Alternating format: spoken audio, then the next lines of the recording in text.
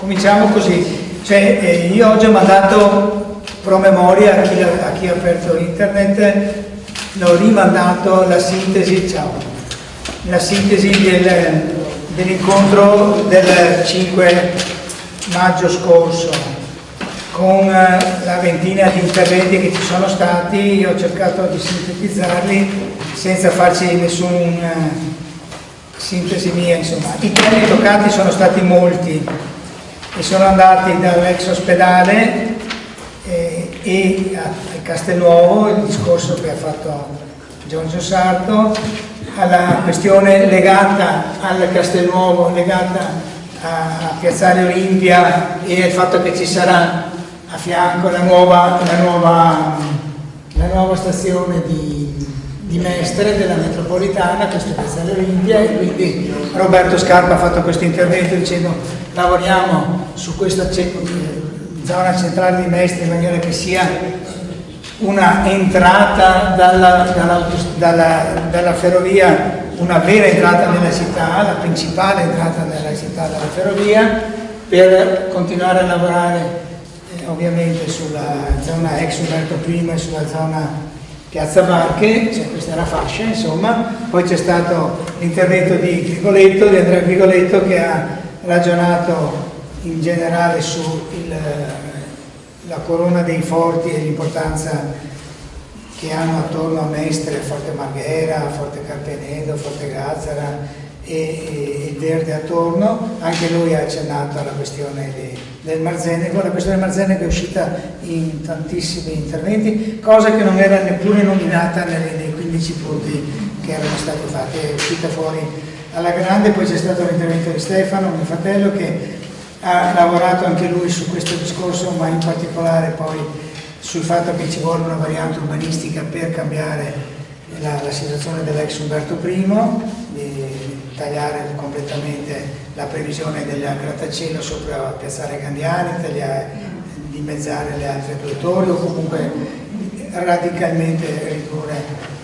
E ci si domanda: ma come può un comune fare questa cosa? Il comune può fare questa cosa perché cambia totalmente il panorama, nel senso che si compra a un prezzo che è un terzo del prezzo precedente, quindi i regali di metri cubi fatti dalle amministrazioni precedenti, 2 amministrazioni, possono essere tagliate via.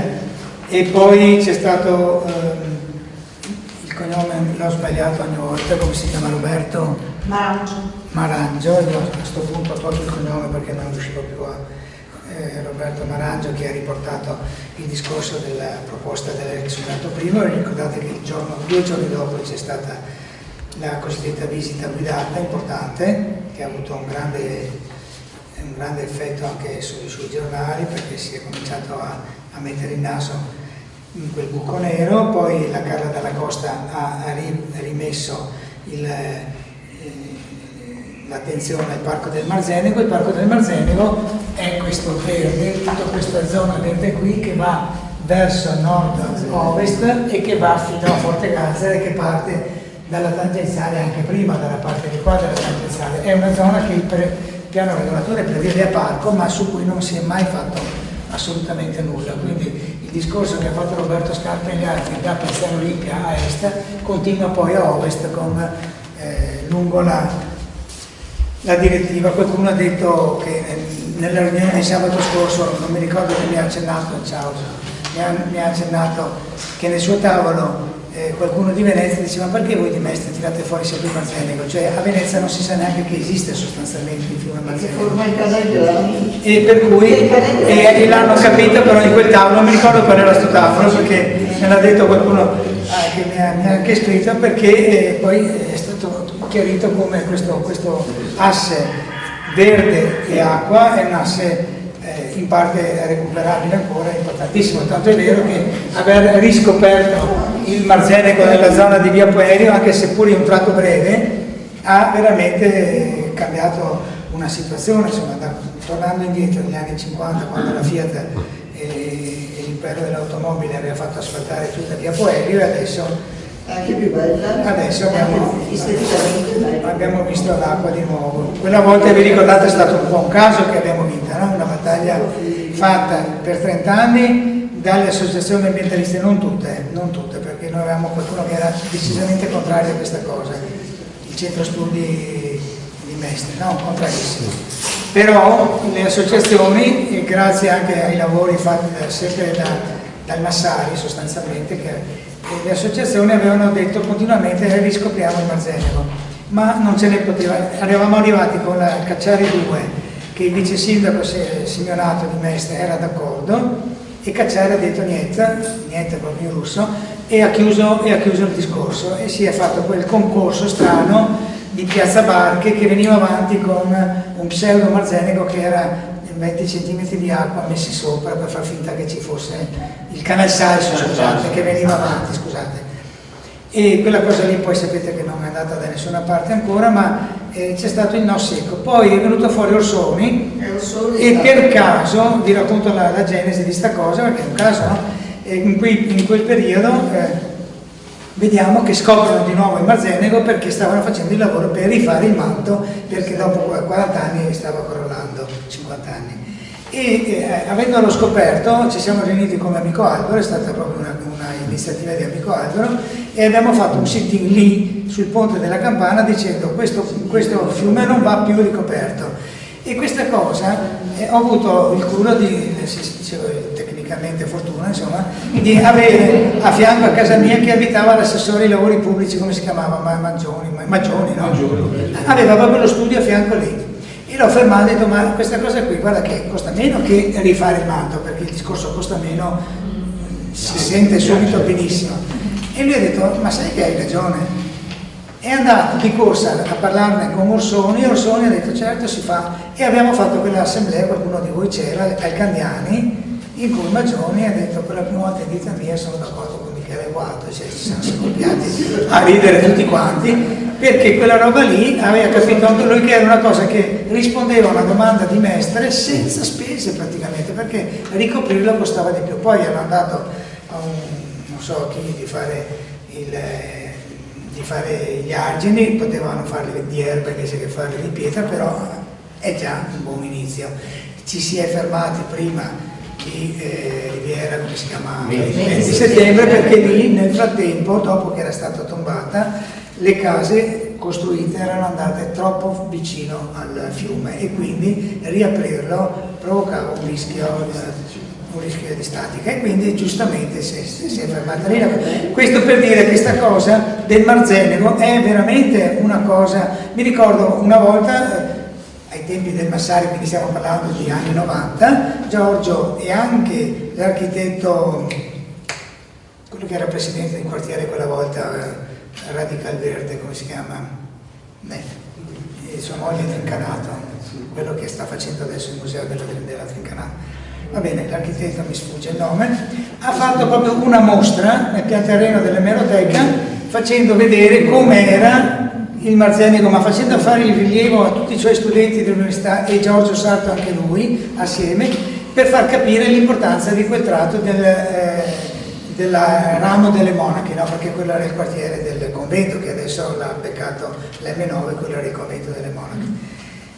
Questa cosa per dire del Marzenego, perché secondo me questa cosa del Marzenego è veramente da tenere molto da conto. Poi ancora è andato avanti Pino Sartori, che ha portato il discorso all'estremo est, cioè facendo il ragionamento della ripresa del parco della Nord Laguna e l'oasi delle Barene di Campalto, che è il tema della sua associazione, la Salsa, soprattutto della sua associazione, non certo. E il tema, ha riportato Pino Sartori, dell'anello verde del Bosco di Mestre, che si è inventato Zorzetto e che un pezzo è stato fatto, ma che dovrebbe arrivare appunto a collegare il parco di San Giuliano fino al forte di Carpenedo che sta lì sopra e giù poi arrivare, e questa è l'aggiunta di Sarto, perché non era l'idea di Zorzetto, si fermava lì, e Sarto dice perché no arrivare al parco del Marzenego e chiudere praticamente in qualche maniera.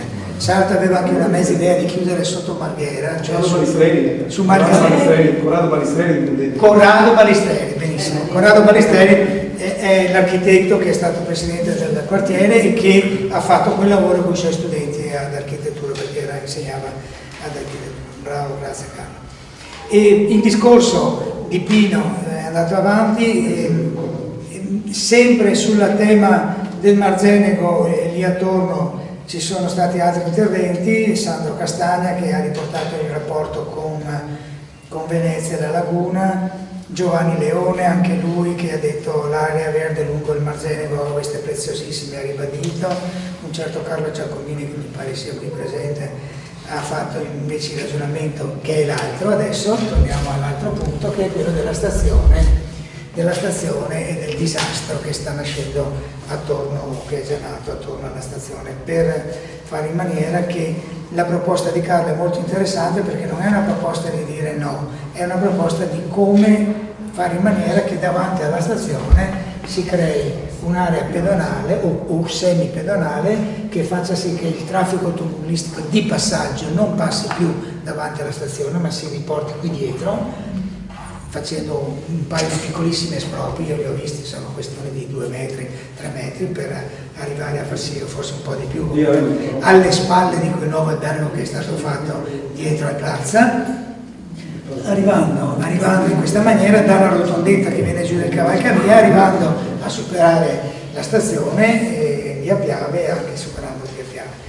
Questa cosa è interessante perché quando ci dicono sì, voi parlate della piazza della stazione, ma quale piazza ormai? E invece altre 2 proposte, una delle quali è già scritta chiarissima già in quel fascicolo, è quella di dire che tornate indietro su queste concessioni gratuite ai 2 alberghi, Plaza e Bologna, a cui avete qualche anno fa, 2013, regalato tutta quella zona di parcheggio che loro hanno adesso addirittura chiuso, per essere sempre vuote, perché servono solo per il carico-scarico di un taxi che mette giù i clienti e va via, non c'è mai una macchina parcheggiata lì. Quello è un pezzo della stazione, slargo della stazione, che potrebbe essere immediatamente, senza spese, riconquistato dal bene pubblico. E questa cosa poi riguarda anche, ma su questo lo trovate anche il lato sud, no? La zona sud della stazione, quindi il parco di Marghera, che dovrebbe essere qui ma che non c'è perché lascia incolto tutto da via Olò verso la città. C'è la città là? Sì, dalla città a via Olò c'è tutto quel verde lasciato apposta, abbandonato da 30 anni, che nel piano regolatore è il parco di Marghera, e invece il parco non c'è perché lì vogliono farci altre speculazioni, cioè questo è il ragionamento.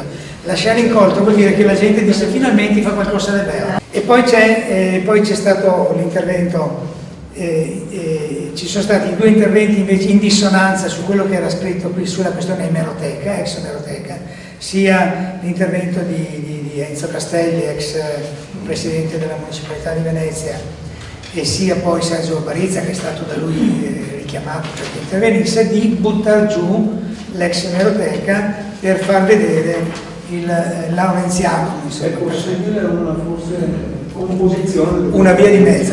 Lì l'ex emeroteca si dice è abusiva, è nata abusiva, è stata sanata, ma l'ha comprata il comune per demolirla, poi non l'ha più demolita, eccetera. Però chi invece come me non ha visto questa nascita della questione, ma se l'è trovata come il luogo dove si facevano le cose più belle a Mestre, le mostre, gli incontri, dice magari almeno se ricominciasse a fare così, potrebbe essere una via di mezzo. Poi sapete che hanno fatto il concorso per darla a qualche pizzaiolo o qualche ristoratore, volevano troppi soldi, questo qui non c'è stato più, era proprio la do to dance fra il sindaco e lui, lo diceva, è per lui, un concorso per lui.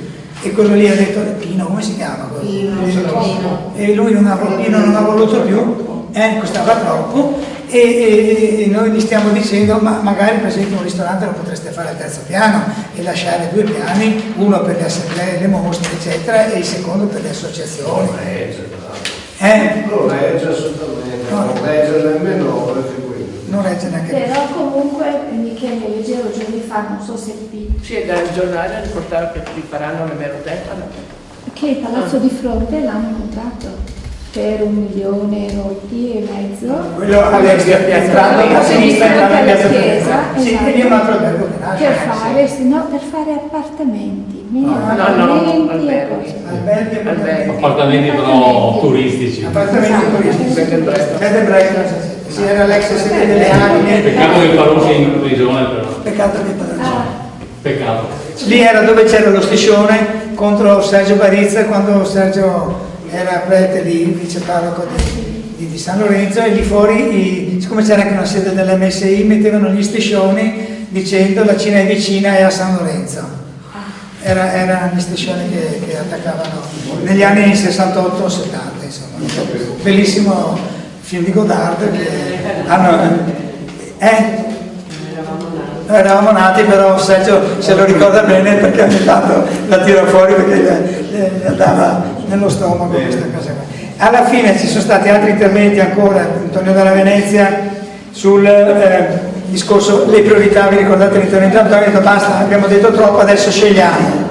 Questo sta. E questa seconda assemblea risponde a questa domanda, no? Non scegliamo, chissà che non siamo i sindaci, però cominciamo a capire le priorità o qualche priorità. Questo è stato l'intervento di Antonio, che spero che torni anche oggi, e la Maria-Rosa Vitalini, anche lei ha fatto un intervento simile, però poi ha invitato di andare a Dega. Sabato scorso c'è stata l'assemblea Venezia Mestre, ma diciamo questo tipo di tematiche sono state molto nello sfondo, perché lì i partecipanti erano per 2 terzi veneziani e 1 terzo mestrini, quindi quell'assemblea lì non è stata una continuazione di questa in qualche maniera. E Giovanni Sparighiero ha parlato anche lui della questione, l'urgenza, secondo lui faceva già la scelta, insomma, è la questione della stazione di Mestre, questo mi pare il senso. Mario Esposito, che poi ci ha accompagnato durante la passeggiata dell'Umberto I, ci ha fatto vedere come ci sono degli spazi a Mestre che vengono calpestati, come la torre che sta in Diaspalti, come lo spazio lasciato vuoto che potrebbe essere un teatro. Notizia il teatrino della Murata che è stato chiuso, e lui è uno che lavora, ha sempre lavorato su queste cose, ma Esposito mi ha detto che tornava anche oggi, può darsi che poi lo vediamo. E Giampiero Pizzo ha posto il problema invece quello politico. Tutto questo non si potrà mai fare se non nasce una grande lista civica che si contrappone al sindaco uscente. Questo è stato l'intervento di Giampiero Pizzo. C'era anche il risvolto economico, però, che è importante, cioè di valutare, diceva lui, gli interessi economici che dominano in Mestre. Non solo, ma anche le realtà strutturali economiche, perché così capiamo dove possiamo contrapporci, ma anche appoggiarci eventualmente, cioè c'è un ragionamento strutturale di analisi sull'economia, non solo fare proposte sui servizi, insomma, esatto. Turistiche, certo.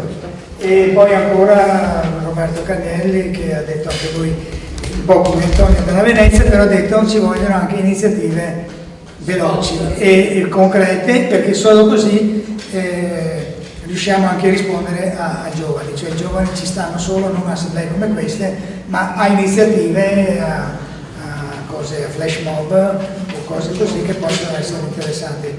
Io avrei finito perché questo è il rendiconto. Carlo, lascio subito la parola. Bene, allora, il primo ho anche fatto e dopo capite anche le conseguenze. L'altro giorno sono andato a Bolzano a un convegno sulle autostrade che non c'entrava niente. Ma siccome sono andato col treno e costava 30 soli euro portarsi la bicicletta tutto il giorno con sé, invece di prendere 2 autobus ho preso la mia bicicletta, sono andato in bicicletta a Bolzano e ho avuto 4 ore di pomeriggio per girare. Ho chiesto 2 casuali studenti, ricercatori del centro dove ero a fare il convegno, dove mi consigliate di andare? Vai a vedere il Parco Talvera.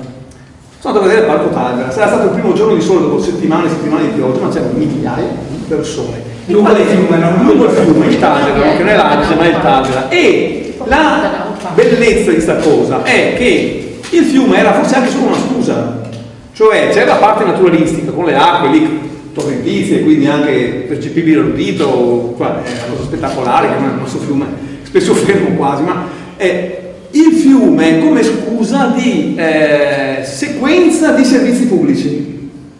Lungo il fiume c'erano decine e decine di attrezzature, dalle minime alle più grandi, di svago, di ricreazione, di sport, di riposo, di passeggio, per Per cui c'era una mixité di presenze, dall'anziano in carrozzina, al bambino accompagnato dalla mamma in carrozzella, da chi faceva i morosi, da chi faceva lo sport, dai neri che facevano culturismo con i sassi del fiume, da quelli che facevano lo sport perché c'era il campo sportivo, le bocce, i giochi di tuttei, la cross per le biciclette, c'erano decine e decine, messe lì assolutamente senza avere nulla a che fare col fiume, semplicemente raccordate col fiume, e questo crea una mixité, una densità di utenti, migliaia di persone.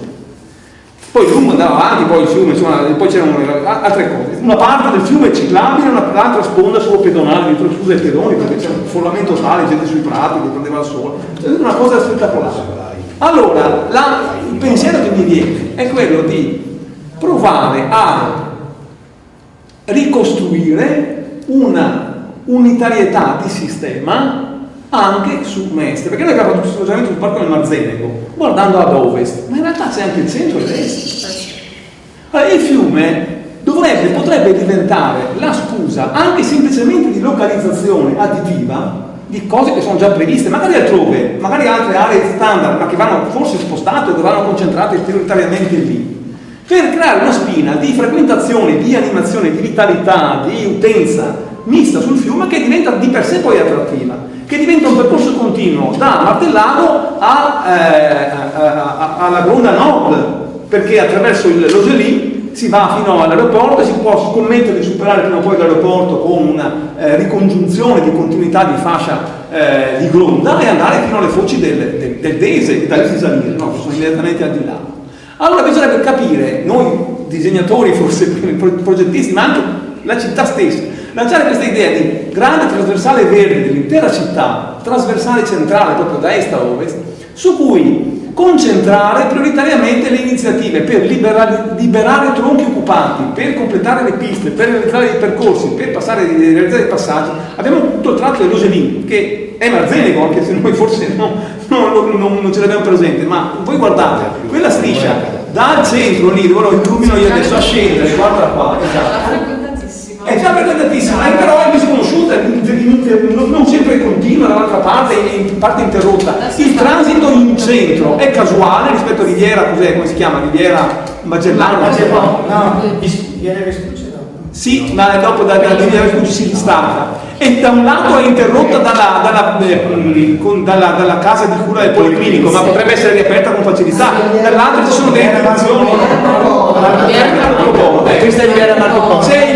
C'è il dietro del mercato della frutta che è occupato inutilmente, che è impedito e che invece potrebbe essere ricoperto e riaperto. Questo sistema dei percorsi, se progettato con un minimo di attenzione e di rispetto di spazio e di altri, diventa una passeggiata potenziale che collega tutti i servizi. Allora il tema unitario diventa questa cosa, la grande trasversale verde e di vivibilità urbana che collega tutti i quartieri, quasi tutti, non Marghera, forse non Favaro, se non a ritroso dalla Gronda poi a risalire attraverso il Dese, perché poi dall'Oselì c'hai la continuità sull'area dell'ex lunetta del Forte Marghera, e vai a Forte Marghera e vai al Parco di San Giuliano che è lì, e l'interpreti tutta la Gronda, il tema della Gronda del Barene che diceva Campalto e Favaro, c'è tutto il sistema di continuità, no?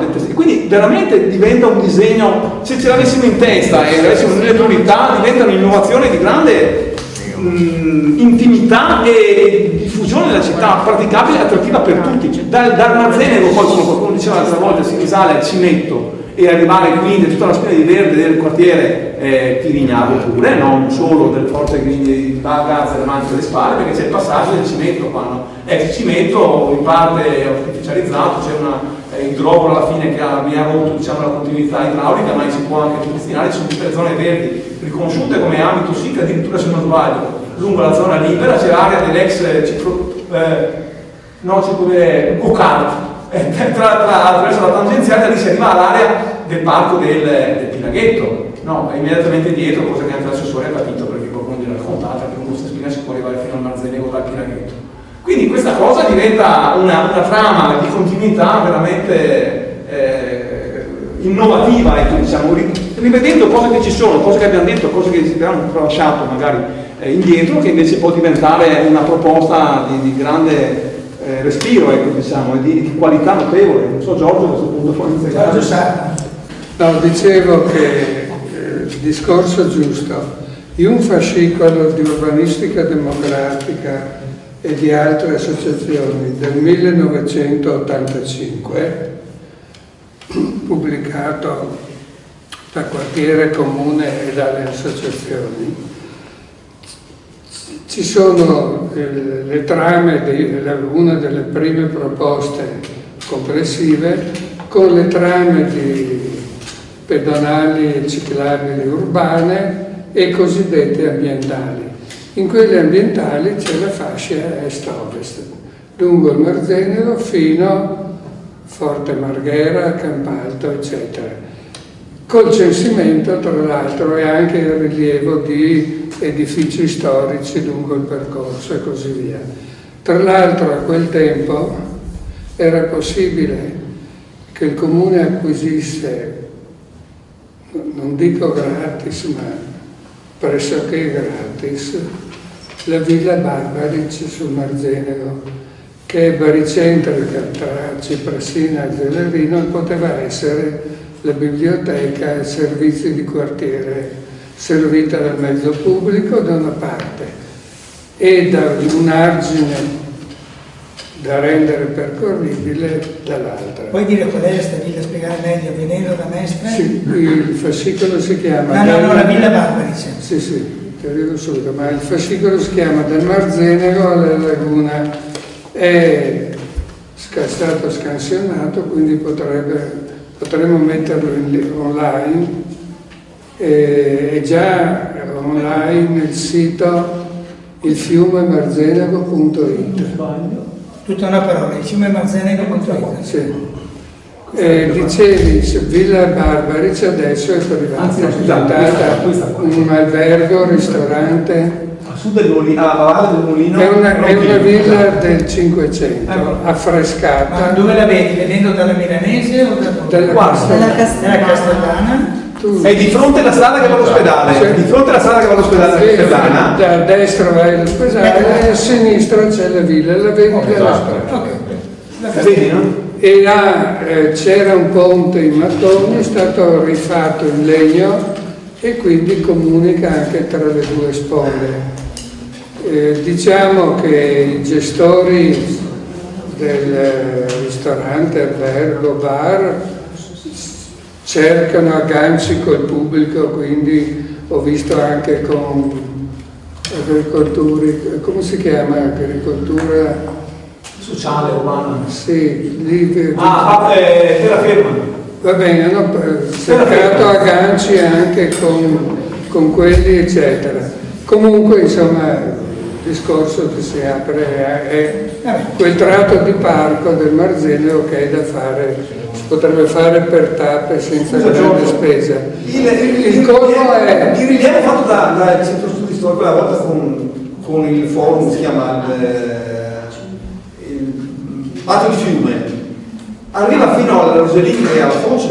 Tutto il rilievo delle fasce laterali mi pare sia stato fatto. No, rilievo è stato fatto degli edifici storici. No, questo il patto di Fiume, rappresentata alla forte Paleocapa, come si chiama? Mezza capo, no? Mezza capo. Mezza capo. Lì, quella volta che furono presentati le strisciate delle due sponde fluviali continue, ti ricordi che è stata presentata? Fatta da chi? Carlo, però devi lasciarlo finire sempre. Ma sta dicendo questo per capire. Va bene. Arriva fino al Filosolimpo o no? No, scusa, vorrei chiudere perché...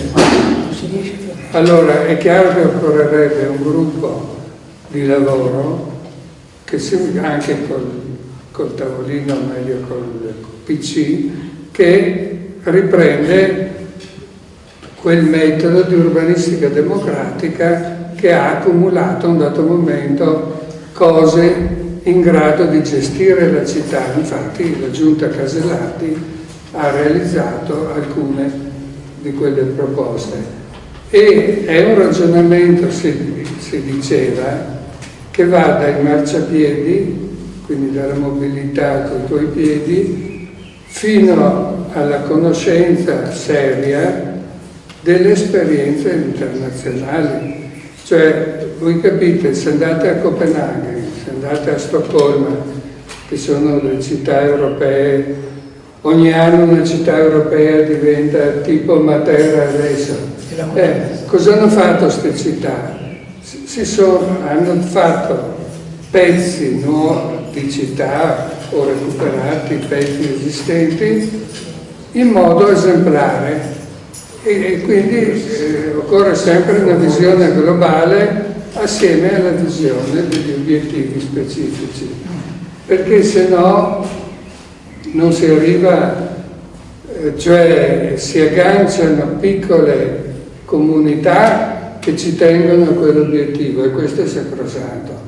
Però bisogna fare un insieme di queste comunità e quindi avere un orizzonte globale. Per esempio, benissimo riprendere quindi questa fascia est-ovest perché è così. La Greenbelt di Mestre, la cintura verde, non è solo una cintura, sono anche queste radiali, questi attraversamenti perché l'altra cintura, quella blu, è la laguna, quindi un patrimonio mondiale che va visto poi anche nel particolare. Allora credo che lo sforzo maggiore però sia quello, mentre l'obiettivo singolo non è difficile accapattarlo, questa visione d'insieme è vitale, senza di quella non ci sarà nessuna alternativa a Brugnaro o a chi per lui. Perché primo la forza della non urbanistica, perché è vero che l'urbanistica non c'è più, è stata sostituita da singoli accordi, ma questo non qui solo, è un fenomeno a livello italiano e anche a livello europeo. No, perché a livello europeo è vero che si fanno accordi, ma per ogni cosa si tenta di fare un master plan di un'intera parte di città, con delle regole. Qui le regole sono eclissate, perché non c'è una pubblica amministrazione all'altezza, non ci sono politici che abbiano questo obiettivo e c'è una specie di frantumazione in cui gli accordi sono accordi contingenti tra un pezzo di amministrazione pubblica e il singolo privato, società, eccetera. Giorgio, oggi vogliamo arrivare alle proposte. Le proposte come le vedi? Sì, la proposta è che se c'è un gruppo di lavoro che si rioccupi di urbanistica, nel senso di disegnare anche l'Umberto I, puoi dire voglio il parco, voglio il recupero degli edifici storici dell'ex ospedale, dopodiché devi vedere se basta quello e devi dare un'immagine. Allora agganci, perché lo metti in relazione alla fermata della metropolitana, allo stesso Marzenero che continua da una parte e dall'altra. Quindi ci vuole un'elaborazione che arrivi, non dico a livello del progetto, però a livello di uno studio che abbia una capacità di esprimere l'idea, di esprimere quello che si dice con le parole, anche con un disegno, no? Vabbè. Faccio gli esempi della frantumazione per capire le proposte. Tutta la faccenda del turismo, no? Qui la muraglia del turismo e anche della stazione in parte. Ma prendiamo il turismo, quello lì da chi è stato deciso? È stato deciso nel 2014 da Zappalordo, da un commissario che ha fatto quel tipo di operazioni. Problema e domanda, però non ci si era mai pensato, non c'era mai stato un piano di quelle robe, era scritto in tutta l'area via Camarcello, via Torino, era stato scritto attività economiche varie, cioè fate il cavolo che volete. Posso dire, scusami, sai, era nel PAT 2012 e poi io sono stata alla riunione al Consiglio Comunale. Sì, ma Zappalorto... Scusami, sono stata al Consiglio Comunale, hanno detto chiaramente, senza smentita, che c'era il piano Ferrazzi, prima di Zappalorto. Che c'era il piano Ferrazzi. Ma non era un piano, però, non era... No, ma l'hanno detto. Non era vigente, era un'indicazione futuribile, ma non era mai stato... È stato detto in Consiglio Comunale, Sì, non smentito dal PD, Non era mai stato, non è perché si vergogna di questo, ma di fronte ai suoi, non di fronte a noi. Cioè, non era mai diventato esecutivo il piano. Non era stato la giunta che l'aveva fatto, ma non il Consiglio Comunale. Era rimasto a metà. È stato Zappalorto che l'ha fatto come Consiglio Comunale, lui ha deciso. Avendo tutti i poteri. Diciamo la verità. C'era la proposta di Ferrazzi e la decisione di Zappalorto, che non era ancora operativa quella di Ferrazzi. Certo. Ma fosse ancora anche quella imperfetta. Non si sarebbe mai sognato di fare qualcosa del genere. Vabbè, non importa, sì. No, ma bisogna essere chiari però sulle cose, Certo. per capire come vanno le cose. Quindi perché già nel c'era- 2012, scusami un attimo, qualcuno mi ricordo che ha detto, ma voi, perché combattevamo contro contro Tessera, no? Il quadrante di Tessera. Qualcuno ha detto, ma non avete idea di cosa stanno pensando di fare in stazione? E me la ricordo. E poi, qui sono stata al Consiglio Comunale, fatalità, quel quarto d'ora, ma l'ho sentito Parli del piano chiaramente. della stazione, no? E dintorni. Stazione. E io specificamente ti parlo del blocco compatto Sì, di quello stiamo parlando. che ha solo un marciapiede, che ho scoperto che il sindaco ha esaltato, cioè siamo riusciti a ottenere un percorso pedonale che va direttamente in stazione. Sul giornale 2 giorni fa era scritto che il percorso pedonale, credo bene ovviamente che riserva gli alberghi e che alla sera potrebbe essere chiuso, quindi considerato un fatto privato degli alberghi. Rovesciamo. Cosa avrebbe dovuto esserci? Un piano pubblico che affronta la questione del turismo e che lì fa un pezzo di città con piazze, parco, percorsi e mette anche qualche albergo, perché è vero che l'asse dei trasporti è lì e ne approfitta per fare la navetta ferroviaria, che è uno degli obiettivi che diciamo, e da lì che andiamo sul grosso tema della stazione che diventa quella la priorità, no? Vista anche tutta la storia precedente. Quindi poi notizia di oggi e di ieri, un altro albergo sopra il Touring, Sì, sul Touring. l'ultima proposta. Parcheggio di fronte alla a quel che si capisce, allora come si fa se il Touring è vincolato dalla soprintendenza? Quel che si capisce da poche righe è che allora, il Touring è fatto da 2 cortili e da quella facciata che tutti vedono. Allora evidentemente i 2 cortili spariscono, mentre sarebbe una splendida occasione di avere 2 cortili che potrebbero essere anche commerciali, di 1000 robe, cioè urbani, ben ristrutturati. E quella facciata, allora la cosa ha un senso, cioè nella caterva di metri cubi in cui si naviga ogni tanto hai degli insediamenti storici che ti ricordano in che città sei, no? E allora la soluzione, a quel che si capisce, è di fare sopra dei piani, cioè tenere la facciata, fare dei piani sopra, la facciata viene come messa in una caverna per capirci, e connettersi poi alla stazione in quota, cioè sopraelevata. Vabbè, ma parentesi chiusa. Volevo dire un'altra cosa. Negli obiettivi ci sono 2 cose che sono giuste, però secondo me non è il modo di dirle. Uno è la piazza Donatori di Sangue, piazza Sicilia.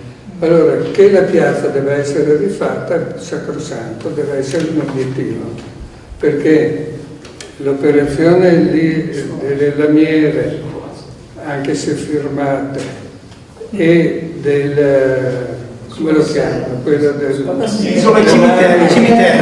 cimitero, le tombe. Sì, le tombe delle colossi. Quindi io chiamerei questa cosa il rifacimento della piazza, tenendo conto della villa, eccetera, eccetera. Ma in questi termini, idem sulla torre, c'è la scala ormai è degradata, sta compiendo, siccome è fatta in legno, cemento, eccetera, tra poco compirà il suo ciclo, cioè dovranno metterci le mani, insomma. Allora quella può essere l'occasione di dire, se è fallita la storia del Borsino, cioè di entrare nella torre dagli edifici vicini, oppure se è il caso di fare una scala sulla torre che si riaggancia alle altre scale già esistenti. Però non parlerei di ghigliottina, eccetera, perché dobbiamo tenere, a parte che a me non dà l'immagine della ghigliottina, perché io la ghigliottina l'ho vista, ed è tutt'altra l'immagine. Se andate a Parigi, andate al museo Carnavalet, che è straordinario, e dove vedete i manifesti originali della libertà, egalité, eccetera. Sono tutti i manifesti a mano, con le correzioni, col perfezionamento del concetto, eccetera. E ci sono anche tutte le cose della rivoluzione francese. Comunque, voglio dire, non userei il linguaggio sbrigativo e anche un po' insultante, perché dopo Jordan, io ho fatto assieme a Jordan gli anni del centro storico e ne abbiamo avuti di contrasti perché le concezioni erano diverse. Lui era sbrigativo, avrebbe buttato giù da De Amicis un po' tutto, il condominio va bene, però quella non è la cosa peggiore che c'è a Mestre, no? È un dire, accediamo alla torre dall'esterno e è un'opera enfatizzata, cioè che rispetto alla torre la rende più piccola. Esatto. No? Ecco. Allora, metterei un linguaggio che è molto serio, perché siccome non è un gioco, ma è una lotta piuttosto difficile, è importante anche la comunicazione, così come quella che dico che un'idea, se riesce ad essere anche espressa in modo efficace, dare l'immagine di ciò che può essere quello che oggi non è un metodo da seguire, insomma. Poi nel merito va benissimo che sia inserita questa cosa del Marzenevo, del parco ovest, ma giustamente visto est-ovest, cioè tutta la fascia che coinvolge la Leuna, anche perché questi parchi, come il Bosco di Mestre, sono stati fatti nell'idea originale in funzione della depurazione della Laguna. La motivazione per cui si è potuto spendere i soldi della legge speciale eccetera, eccetera. Basta. Ti metti qua, Monica. Monica, qui. Qualunque cosa direi potrà essere usata contro te. Lo so perché mi stanno riprendendo.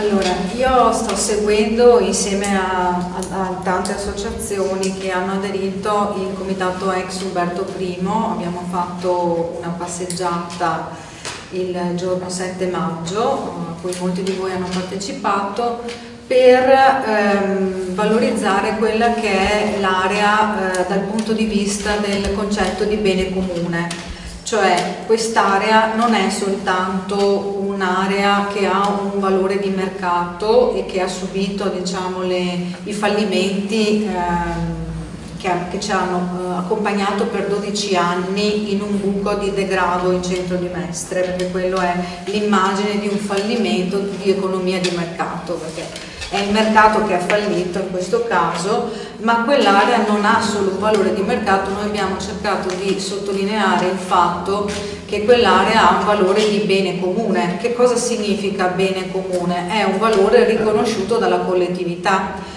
Quali sono gli elementi di bene comune? Quell'area ha un forte valore storico, perché è l'area del Castelvecchio, del primo insediamento di Mestre, ha un valore ambientale perché ci passa appunto il Marzenego, quindi ha un valore molto importante e un equilibrio delicato dal punto di vista ambientale, e ha un valore anche sociale, storico. Non c'è stato soltanto il Castelvecchio, c'è stata anche la decisione del comune di Mestre, non ancora comune di Venezia, di costruire l'ospedale. È stato costruito con soldi dell'amministrazione pubblica, ma anche soldi di privati notabili mestrini che hanno dato il nome ai padiglioni storici di cui ancora disponiamo.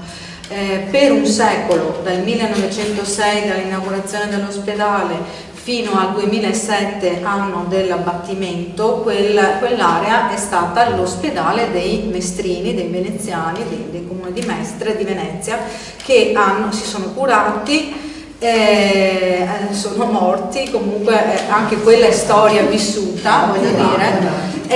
In questo senso si dice bene comune, perché è un luogo a cui noi attribuiamo un significato.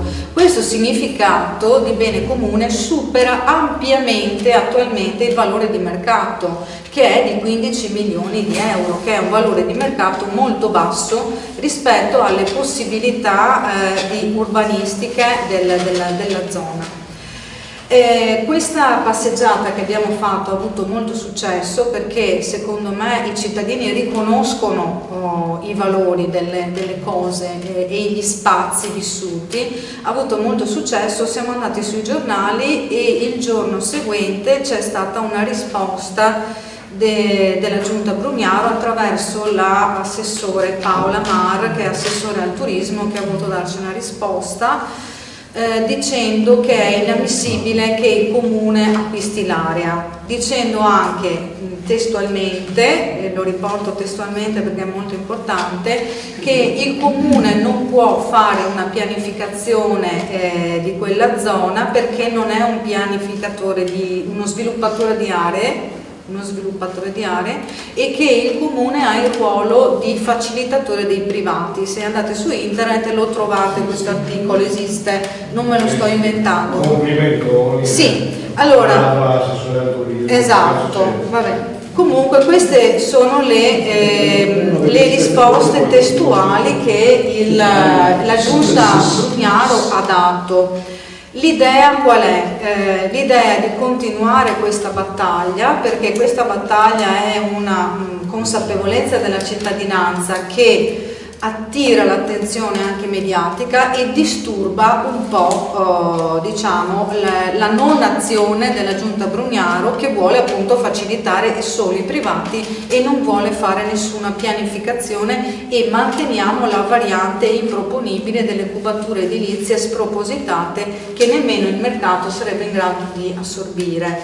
Allora l'idea domani è di fare un'assemblea pubblica che è già stata fissata, a cui siete tutti invitati, dove dare una risposta politica, tra virgolette politica, a queste dichiarazioni della Giunta Brugnaro, e valorizzare il fatto che una amministrazione pubblica appunto non può avere soltanto davanti l'interesse privato, perché dal punto di vista giuridico il potere della pubblica amministrazione si giustifica solamente se persegue un interesse pubblico. È vero che l'interesse pubblico è formato anche da interessi privati, ma tutti questi discorsi che sono stati fatti qui, molto interessanti e molto belli, sull'idea di città, sulla direttrice del Marzenego eccetera, non potranno mai essere fatti se un'amministrazione pubblica non pianifica non fa urbanistica dal punto di vista della pianificazione, e la pianificazione è appunto un ragionamento politico,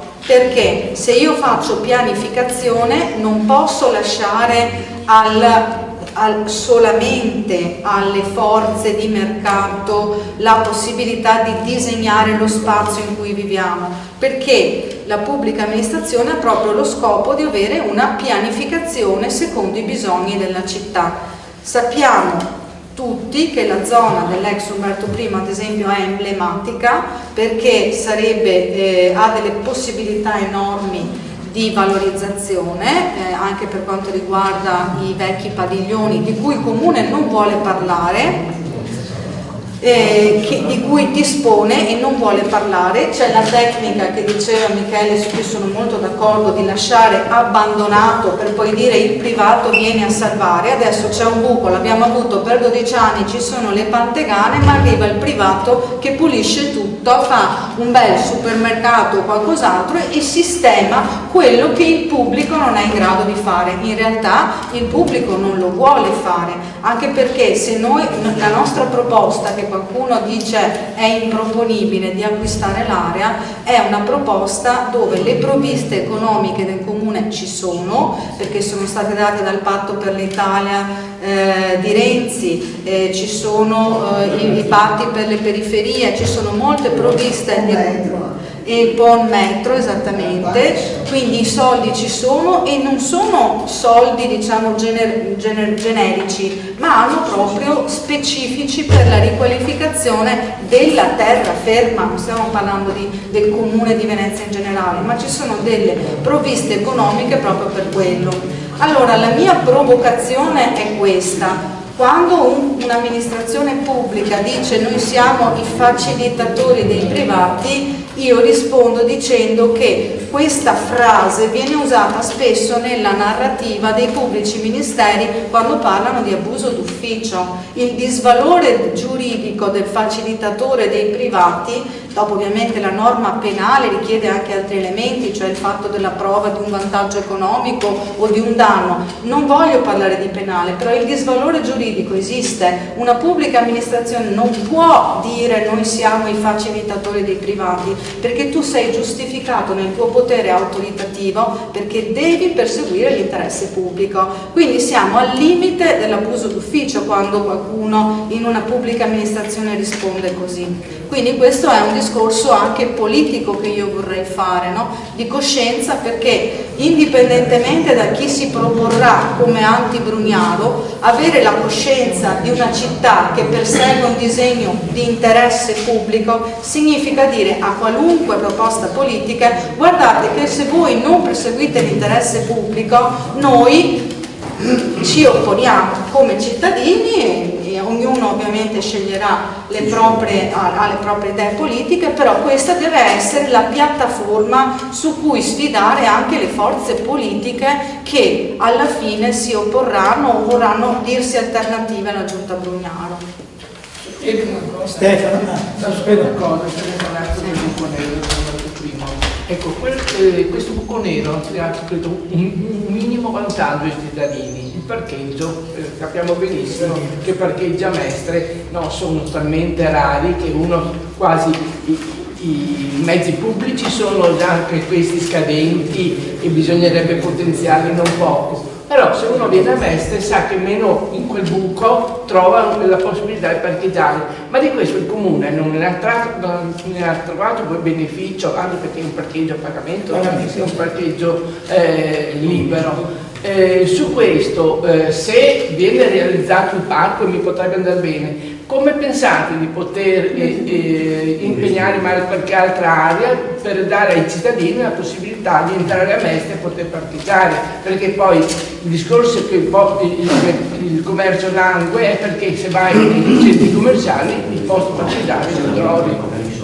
Allora qua c'è un discorso secondo me complicato di visione della città. Io personalmente, ma non mi sento di proporre questa idea diciamo come valida, personalmente io allontanerei il più possibile le macchine dal centro della città, specialmente in zone che possono essere considerate una continuazione della zona, diciamo, del centro pedonale, da Piazza Ferretto, eccetera. Io farei così, però non sono un urbanista e ci possono anche essere delle idee. A questo proposito vorrei dire che un'altra frase che ha detto, che mi viene in mente rispetto a questo, dell'assessora Paola Mar, ha detto: quell'area appartiene alle banche, senza avere, diciamo, contezza di tutti gli elementi che la compongono. Cioè non si può dire che il Marzenego appartiene alle banche, non si può dire che il padiglione appartiene alle banche, non si può dire che nemmeno il parcheggio che viene utilizzato adesso appartiene alle banche. Che razza di visione è questa? Questo significa che, da quello che sento dire da voci di corridoio, il Comune non acquisterà probabilmente l'area, però io non rinuncio a fare questa proposta perché è una proposta sensata. Se però l'area dovesse essere acquisita dai privati, noi dobbiamo comunque avere una visione di piano B, nel senso, è vero che il privato è in grado di acquisire e valorizzare dal suo punto di vista, che è l'utilità, diciamo, il suo profitto, perché il privato ha quello come scopo, no? Il profitto, che non è niente di illegale, però quello è il suo scopo, un pezzo di quell'area, ma il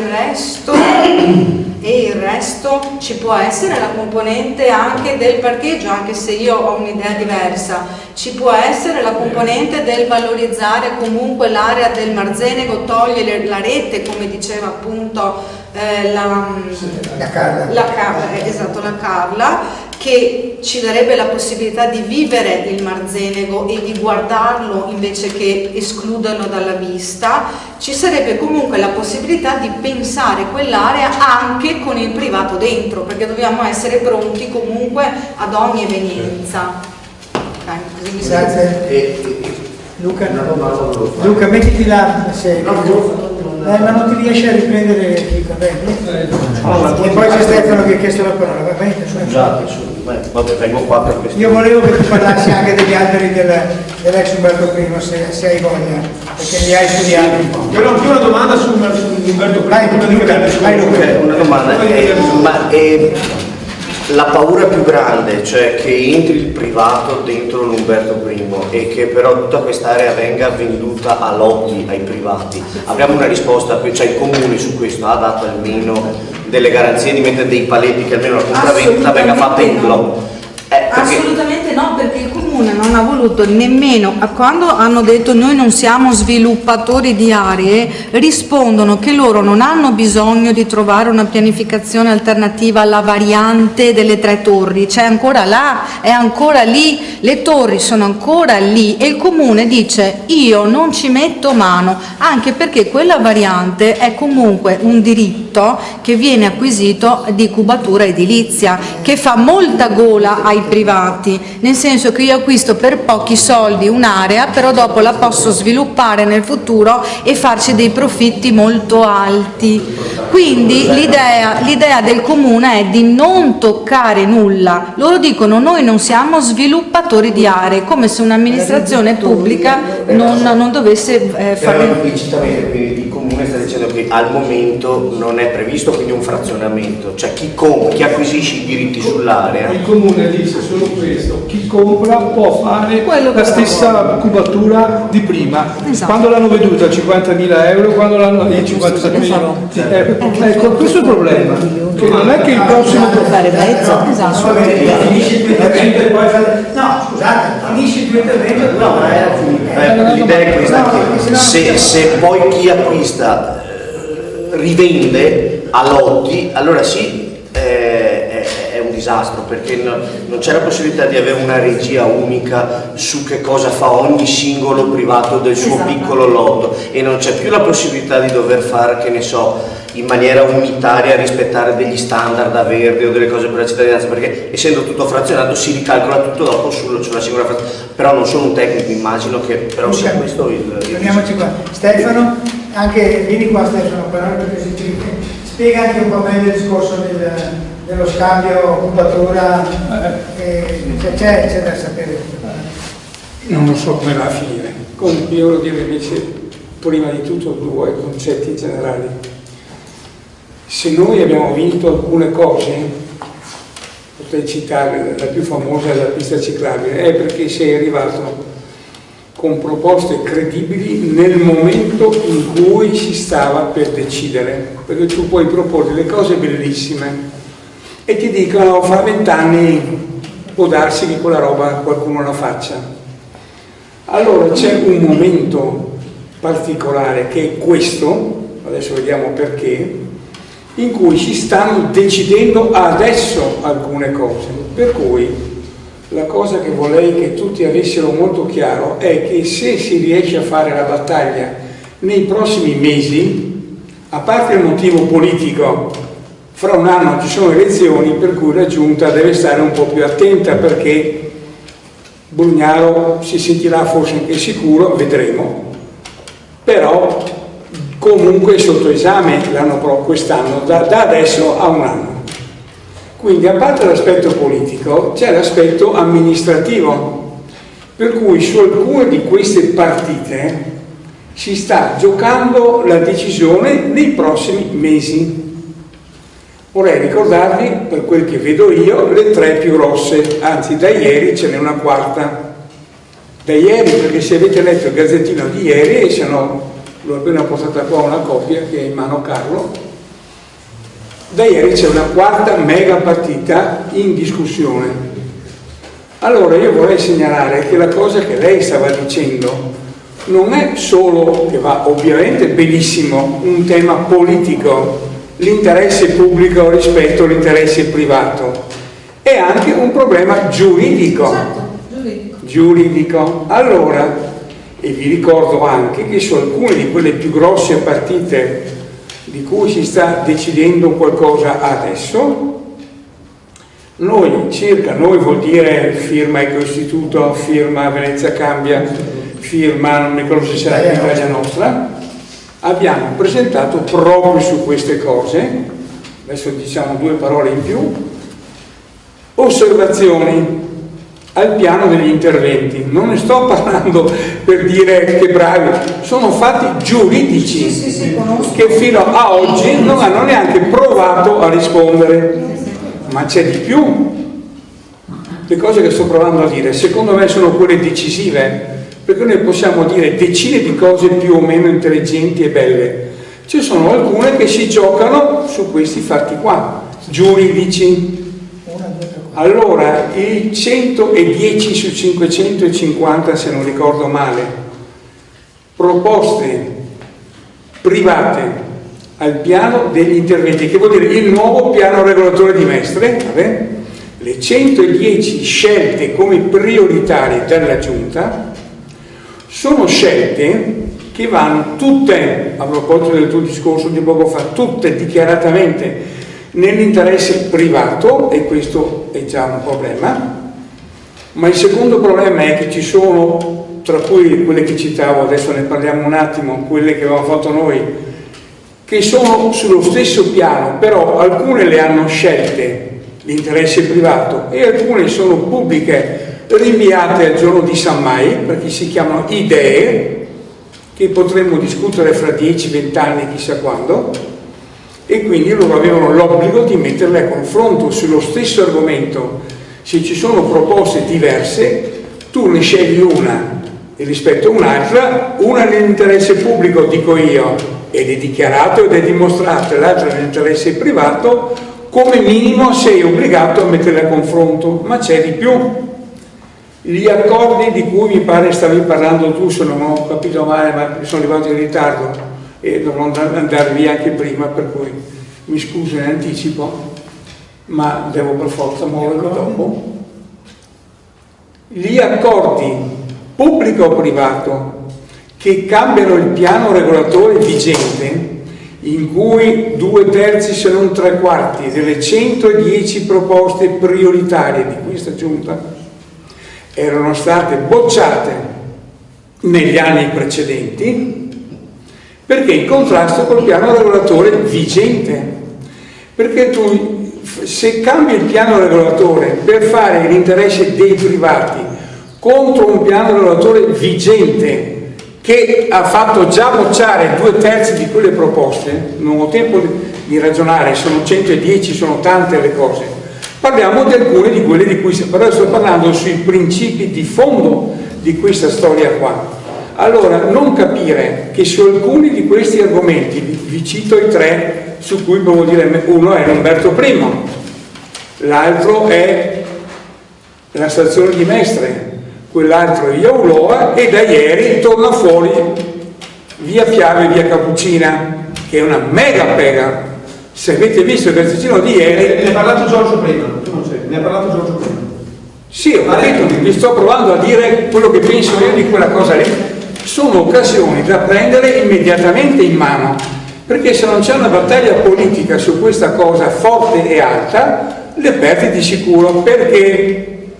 Perché la Giunta sta dichiarando in modo esplicito, e non è stata per il momento su questo fermata da nessuno, se non l'unico che devo dire, gli ho dato merito, Scano. Scano è stato l'unico che probabilmente non ha la forza politica, credo che te l'abbia anche detto a te, una serie di cose pesantissime, perché Oscar Cirotto che va a difendere le cose più immonde perché è in segreteria del PD, è follia, no? È follia. Io ho parlato non con Oscar perché non mi ci metto neanche, però davanti al convegno che tu hai organizzato io ho evitato di aprire bocca, perché lui ha fatto un casino infinito con Girotto che difendeva la speculazione massima ed è segreteria del PD e parla a nome del PD come linea strategica, roba da spararsi in testa. È stato lo spunto di riflessione da Lo cui so, siamo partiti, ma io c'ero, ho evitato di aprire bocca perché sennò sembrava litigata politica, che non è politica, è follia quello che si sta dicendo. Questo era per Girotto, ma è successo anche ieri. Ieri l'altro c'era un comunicato del PD che diceva che dà per scontato le 2 torri sopra la stazione di Mestre, però risistemate la mobilità, rileggetevelo. Sì, è il comunicato di ieri. Le 2 torri se si fanno, dando per scontato prima di farle, dovete riorganizzare la mobilità, come dire, do per scontato perché l'ha detto anche Ferrazzi che si fanno le torri.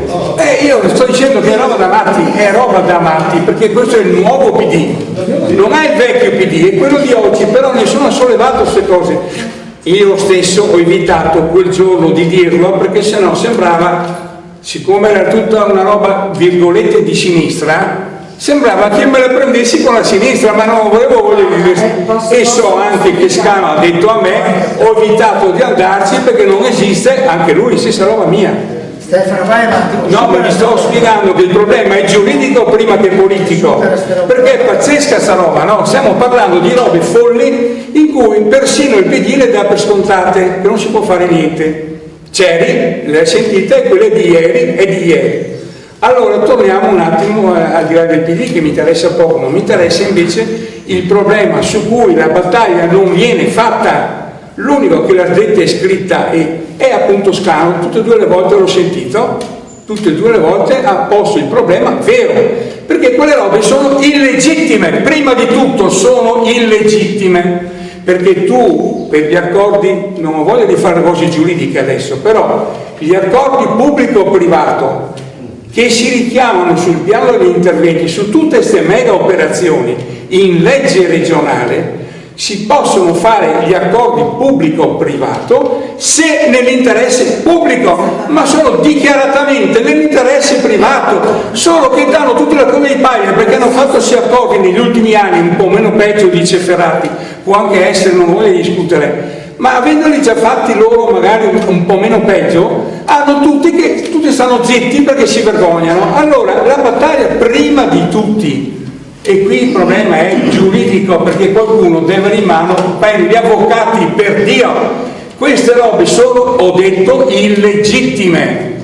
Tutti i 70, 80, 90, non sto esagerando, su 110 accordi pubblico-privato della Giunta Brugliano sul piano degli interventi su tutte queste operazioni di cui stiamo parlando sono nell'interesse del privato. Allora sto tornando perché non voglio fare discorsi politici a vanvera, parliamo di sta roba qua, la cosa che tu dicevi era giusta politicamente ma è indecente giuridicamente prima di tutto, perché ogni volta che tu dici una cosa puoi dire tu la pensi così, ma io la penso cos'ha, e allora io ho la maggioranza e tu te la mangi. Io volevo dire proprio questo che stai dicendo. Sto provando a spiegare la differenza, perché la battaglia, se è tutta politica e solo politica, a parte che un mucchio di gente che ha gli scheletri negli armadi, la battaglia politica non la fanno, ma anche se uno la vuol fare non la vincerà mai, perché è assolutamente illegittima. L'articolo 5 della legge regionale,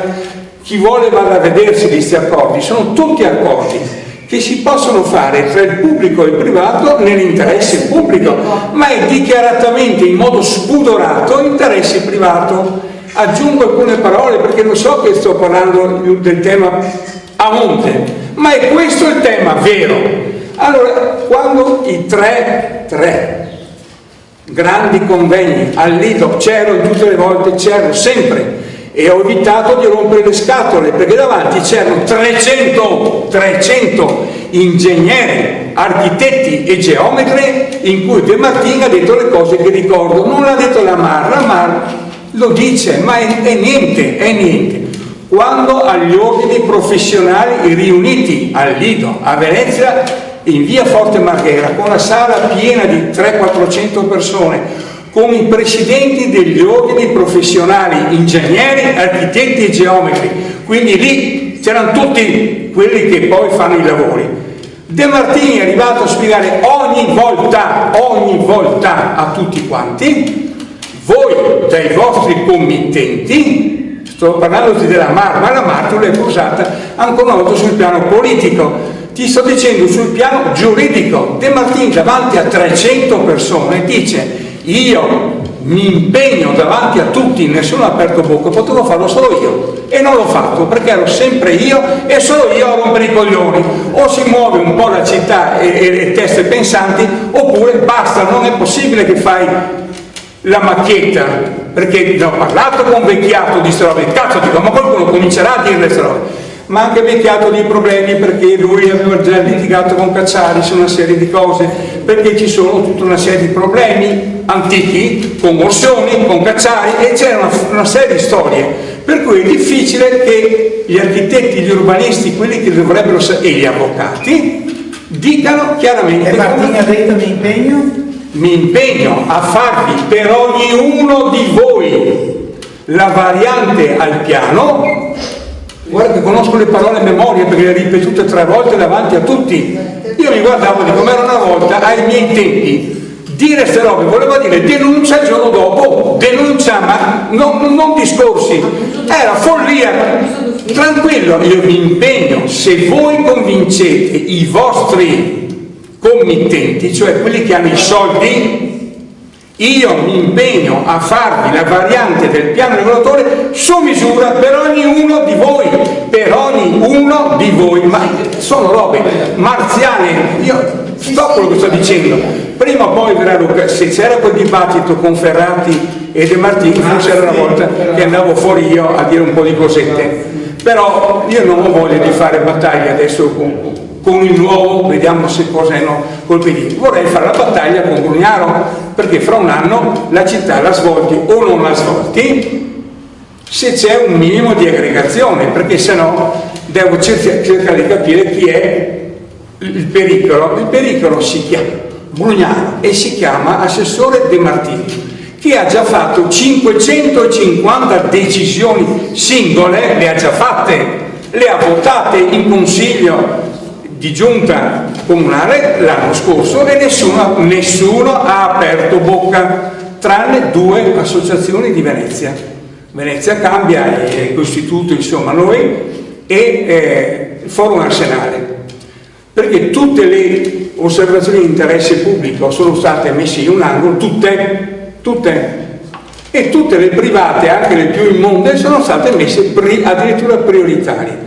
Io sto dicendo almeno qui, perché almeno qui vorrei che si ragionasse, lo dico perché questa roba è anche in polemica su come voi, in buona fede, lo so, avete impostato quel giorno con l'assemblea, per cui Scala era incazzato nero, io sono venuto, non ho aperto bocca, però per i motivi che sto spiegando in questo momento. Allora il problema di fondo è che il primo discorso che va fatto su tutte queste grandi scelte sono il fatto che se tu cambi il piano regolatore nell'interesse del privato, non è una bestialità politica della Mara, ma è una bestialità immonda giuridica dell'assessore De Martini e della giunta comunale. Qualcuno vuole cominciare a dire queste cose perché sennò è roba da spararsi in testa. Adesso vengo sul concreto. Però quello che ho detto non è un di più. Domani all'assemblea dell'officina del Busto dove vorremmo. Io vi sto dicendo che quello sto dicendo, secondo me, un po' di esperienza credo di averla, non è un di più, è tutto qua, potrei fermarmi qui. Invece vi parlo di 3 cose. Una è quella di cui parli tu. Allora segnalo che, per esempio, avevamo presentato un'osservazione per ridurre, togliere una torre, abbassare le altre, togliere i volumi e rivalorizzare i vecchi, dovevano almeno rispondere no, non dire di no, e dire che allora il fatto che dicano che comprano o non comprano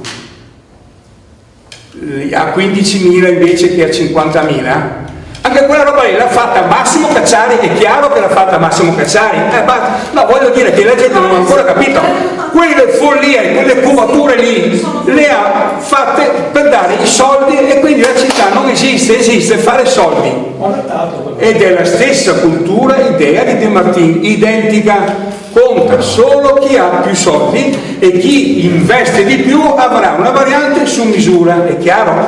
Allora c'hanno tutti la coda di paglia perché sta roba è cominciata, io ho litigato 1 anno e mezzo e avevo davanti in buona fede, perché so che non era lui, Vecchiato che aveva davanti le 3 torri su Umberto I. Lui se le ha ereditate e ha dovuto litigare 1 anno intero con il suo sindaco, no?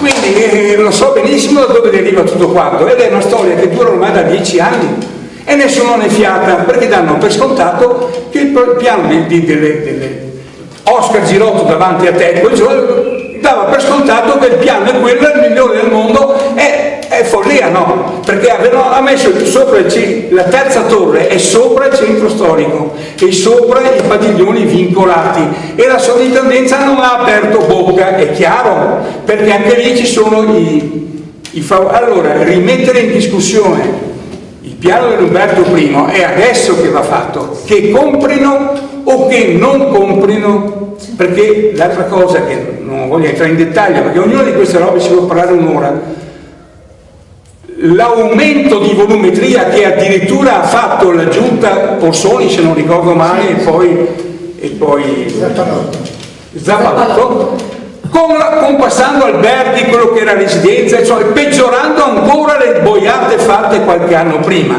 che ho disperatamente cercato di far fermare dalla salvaguardia e non ce l'ho fatta perché lo stesso Vecchiato era prigioniero di decisioni già prese prima. Allora quelle discussioni vanno riprese anche su questo piano giuridico, questa roba che quelli che comprano da Padova fanno fare un'altra variante su misura, qualcuno lo ricordava, con 4 sottopezzi venduti rispetto a una visione unitaria dell'area, è un problema che non può essere discusso solo sul piano politico, perché per esempio quel piano vigente è scaduto, che io sappia, andatevi a controllare, il piano delle 3 torri è scaduto e la firma di Zappalotto non è stata la nuova convenzione, la proposta credo come giunta ma non l'ha approvata, non è ancora legittimata, per cui bisogna anche imparare a prendere in mano le cose usando anche le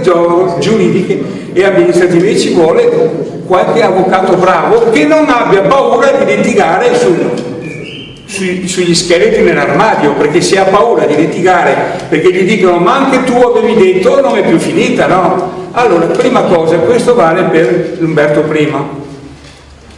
Io ho già parlato 3 volte e chiesto di parlare con l'unico che ha affrontato, secondo me l'unico, no? Ti giuro che non ho la tessera dei 5 Stelle, ma l'unico che ha affrontato il problema giuridico dell'accordo sulla stazione è stato Scano. E lo ha fatto in pubblico, lo ha fatto alla televisione, c'era anche Michele, lo hanno fatto 3-4 volte, io li ho trovato, ogni volta io neanche mi ero parlato, però dopo erano gli unici che non avevano scheletri sull'armadio e che parlavano chiaro. andatevi a vedere le osservazioni respinte dal Consiglio Comunale.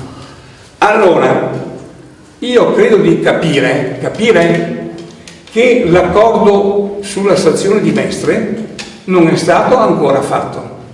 Non è stato ancora fatto e non abbiamo scritto, guardo Carlo davanti a me, io, lui, a nome dell'Istituto e di altri di noi, scritto, io sono andato in Consiglio Comunale a litigare con l'assessore De Martini, in commissione urbanistica, non sono mica, perché speravo ancora che almeno sulle cose più immonde si fermassero. Invece le 2 torri sono rimaste lì, la piazzetta è stata occupata, ho parlato a Via Piave sperando che capissero, ma nessuno ha capito, ha voluto capire che razza di battaglia c'era, i problemi veri neanche sfiorati, e hanno addirittura invitato De Martini a parlare, sembrava un comizio, e ha detto quel cazzo che ha voluto, e gli unici 2 interventi che hanno provato a mettergli le domande vere neanche risposto, c'era Ballini. Ma voglio dire, c'eravate alcuni di voi, nessuno ha risposto, ma neanche risposto, dicendo stai facendo delle cose illegittime, il contrario di quello che devi fare per legge, neanche risponde. De Martini non risponde, nessun altro solleva il problema in città. Allora io continuo a dire che l'accordo di programma sulla stazione di Mestre non è ancora stato firmato e oltre a fare una battaglia politica va fatto anche una battaglia giuridica, perché ci sono una serie di cose che abbiamo detto e scritto che secondo me sono illegittime. Non sto a parlare adesso di robe tecniche, però l'altezza, la distanza, eccetera, eccetera. Però molta gente ha la coda di paglia e allora non si può parlare, perché anche tu avevi detto 3 metri in più, 3 metri in meno, non è quello il problema è che è tutto fuori norma. Qualcuno ha provato, vi dico cose che sono di queste settimane, addirittura a togliere le norme per cui quelle torri sono illegittime, non so più, credo che mercoledì prossimo vada al Senato o alla Camera in votazione l'emendamento sul decreto sblocca cantieri. Una mano indecente ha piazzato un emendamento che fa fuori le norme del 68, cioè le riforme uniche decenti in Italia, dal 68 a oggi, stanno provando a cambiare. Abbiamo avvisato chi è la maggioranza, però anche loro sono stati presi in contropiede perché neanche sapevano, ci sono bravissimi, c'è gente che sa muoversi moltissimo sugli aspetti giuridici, perché non so come andrà a finire. Credo che vada in votazione al Senato mercoledì o giovedì prossimo, tanto per dire che le norme che rendono, alcune delle norme che rendono illegittime le torri sopra la stazione di Venezia, stanno provando a eliminare le norme, perché ci preparavamo a fare ricorso, lo sto dicendo perché abbiamo norme sulle distanze. Sì, sulle altezze e sulle distanze, è tutto illegittimo, dall'inizio, da Ferrati, da prima di lui, è tutto illegittimo, però cazzo non c'è mai spazio su cui ci si confronta, e allora e politicamente gli avvocati bisogna, quando vai al TAR adesso è molto anche via Camarcello è così. Anche via Camarcello, ma via Camarcello, e io lì ho litigato per esempio con Scano per dire ma cazzo dovevate anche farlo prima sta roba, perché io li ho fermati 20 anni fa e dopo sono passati con le giunte di sinistra, ma non hanno aperto bocca, non importa, fatto sta via Camarcello ormai non ce la fai più, sono costruite e quindi cosa discuti? Ma l'accordo sulla stazione di Venezia, di Mestre, è ancora un pezzo di carta, anzi non è ancora neanche un pezzo di carta. Allora io continuo a dire che ci sono alcuni aspetti, le abbiamo anche scritte queste cose, che sono illegittime. Io ho date le cose, le carte in mano a De Martini e a tutta la commissione, compreso, c'erano tutti, destra, sinistra, cioè maggioranza, c'era il PD, c'erano lo Stighin, c'erano tutti.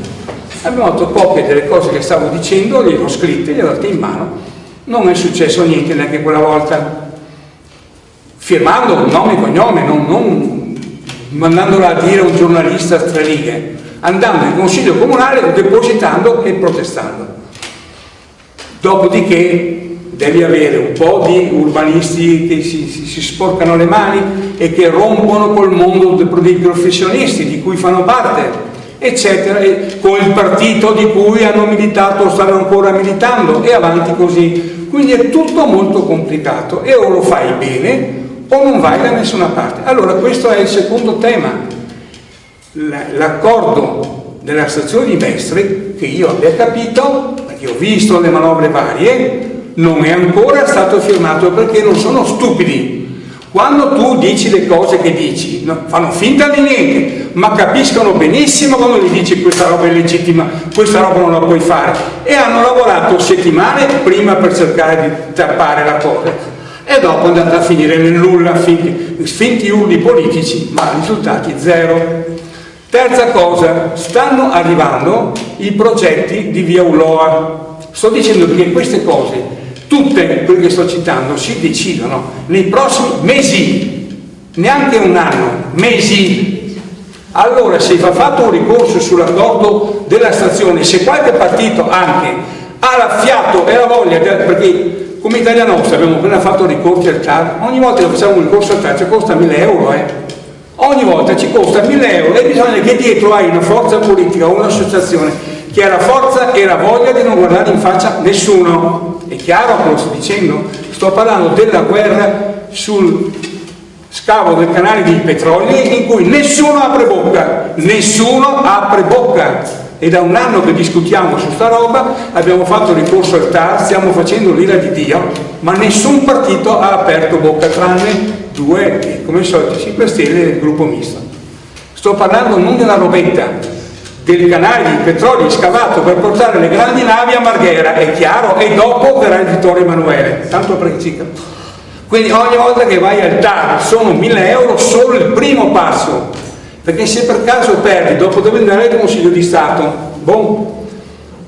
Allora, questa era la stazione di Mestre, però la via Ulloa credo che sia questione di giorni, e io ho già detto, scritto e firmato che il progetto di via Ulloa sta diventando di nuovo, mi pare che l'abbia scritto anche Michele in una delle ultime note che ha mandato in giro, 4 sotto speculazioni anche lì. Il discorso che qualcuno di voi faceva su Umberto I vale anche per via Ulloa, perché via Ulloa sono 20 anni che abbiamo provato a progettarla in modo unitario per avere il parco, tutte le cose che sappiamo su via Ulloa, il parco, il collegamento con la piastra, che non c'è mai stato il collegamento con la piastra, e ci doveva essere fin dall'inizio. Allora quella cosa lì arriva adesso. Vi ricordo che sono 3 mesi che Marghera, l'unica che ha aperto bocca è stato il Consiglio di quartiere di Marghera, che ha chiesto 3, 4, 5 volte di avere il progetto sul tavolo, e ancora oggi neanche il PD, per cui che so io, qualcuno mi smentisca, neanche il PD di Marghera riesce a avere le carte, perché le cose sono talmente segretate. Hanno imparato come lavora Brugnaro. Brugnaro sta chiuso a notte completamente fino al giorno stesso in cui botta in consiglio comunale la roba da votare, per cui tu non hai neanche il tempo, perché i pareri al consiglio di quartiere hanno 10 giorni di tempo, le sapete queste robe, no?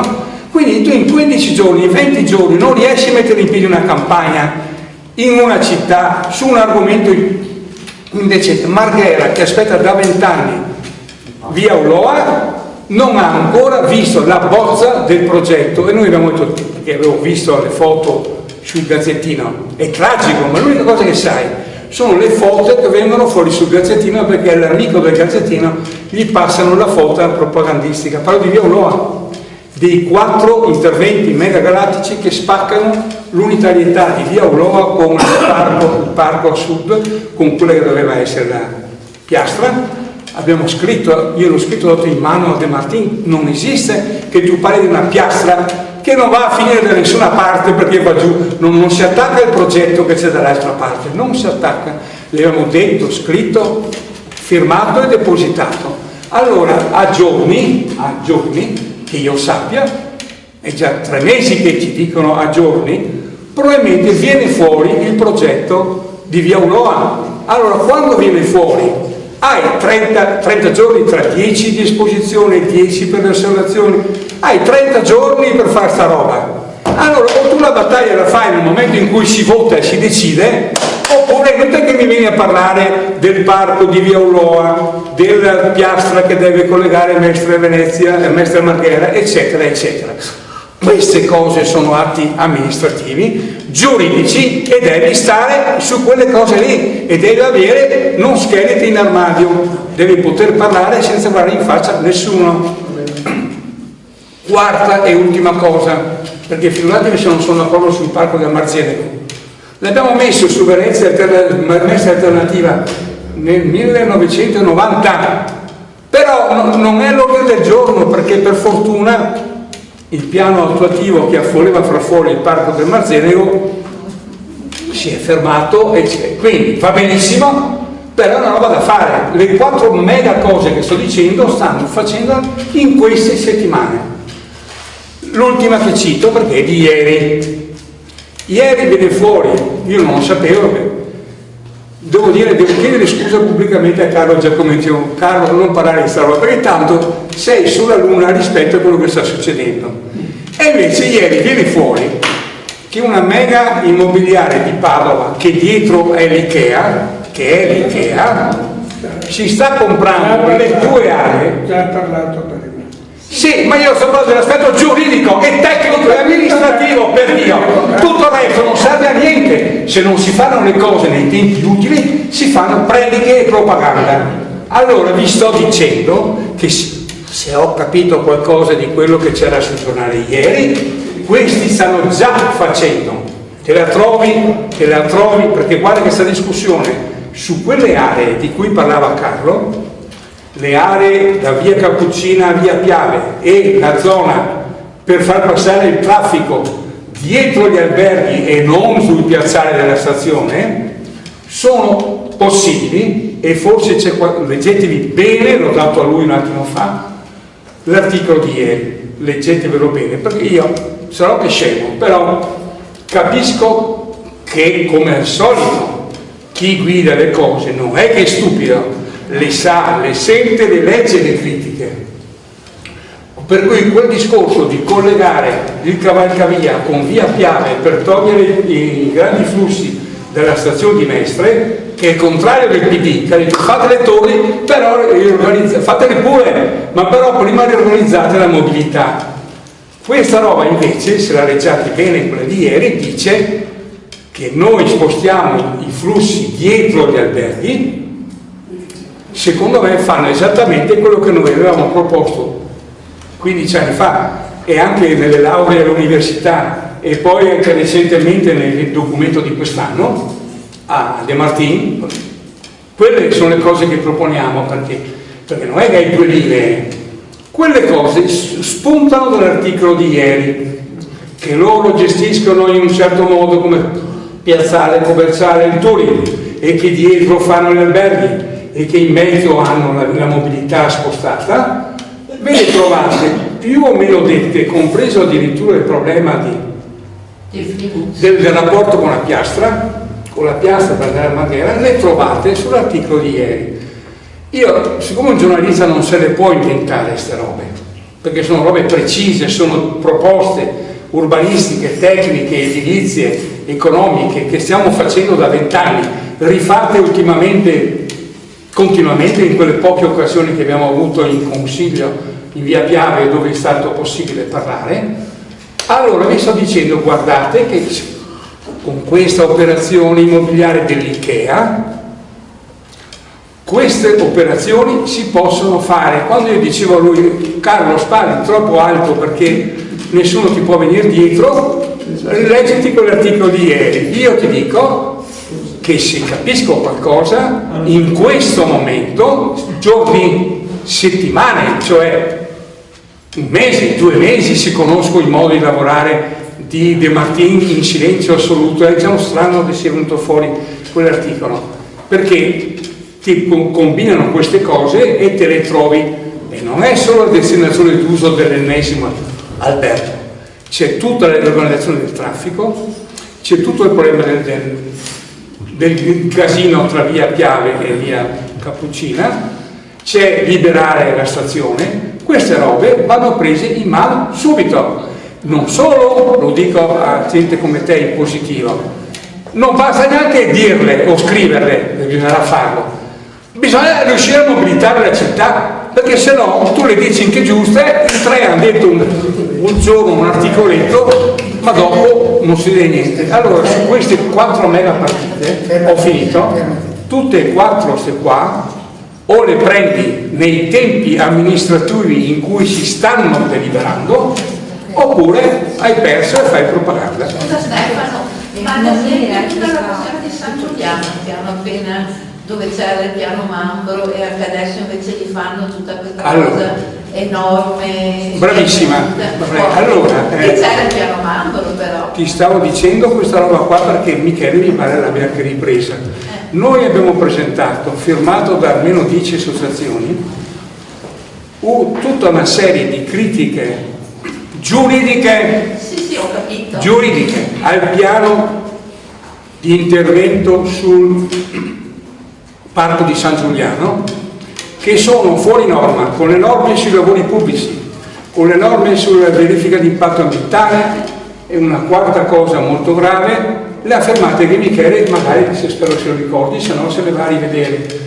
Circa 20 giorni fa, onore a chi ci ha lavorato di più, ve lo dico prima, ha lavorato più di tutti la Lipo e un ex dipendente regionale che si vuole in pensione.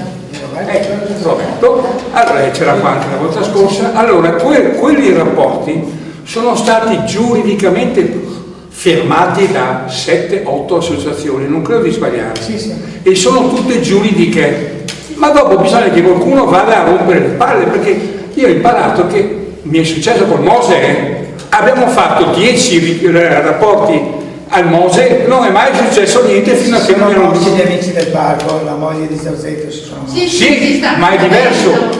E ringrazio Dio che gli amici del parco con la moglie vedova di Zorzetto stia raccogliendo le firme, perché politicamente mette in mora Brugnano, ma politicamente lo mette in mora, culturalmente. Ma le osservazioni fatte erano tutte giuridiche, dicendo che quei lavori così non li potevano fare. Allora qualcuno poi va a battere cassa, cioè io non ho visto nessun consigliere comunale, perché le cose le abbiamo girate e mandate a tutti. Bisogna che qualcuno poi passi a livello di interpellanze, a livello di comune, di regione, di Parlamento, chiami a rispondere. E non è detto, perché io ho fatto per anni le interpellanze per Cassone e altri del PD e per i 5 Stelle che magari firmavano una volta addirittura insieme, ma magari dopo va a finire che persino il ministro non risponde. Però se neanche lo chiami a rispondere, cioè il problema è che quella roba su San Giuliano abbiamo fatto il lavoro 1 mese fa, 2 mesi fa, e va avanti tutto come niente fosse. È stato la Corte Europea, scusa, ma intanto devi gestire questa giustizia. Ho capito, ma questo tu mi dici che se ne fregano neanche rispondono. Allora a questo punto lei costituto l'istituzione democratica in varie situazioni, varie singole, non ci si può rivolgere alla Corte Europea. Ci si può fare perché guarda il Parlamento prima devi fare quale cose, dopo abbiamo anche vinto. Allora abbiamo anche vinto, perché sul Mose alla fine inutilmente abbiamo anche vinto in Europa. Ma prima dell'Europa deve avere fatta la battaglia in comune, in regione e in provincia e in Parlamento. Non è stata fatta. E al TAR, perché al TAR ci andiamo anche da soli. Comunque quella roba su San Giuliano è stata fatta. Qualcuno vada a...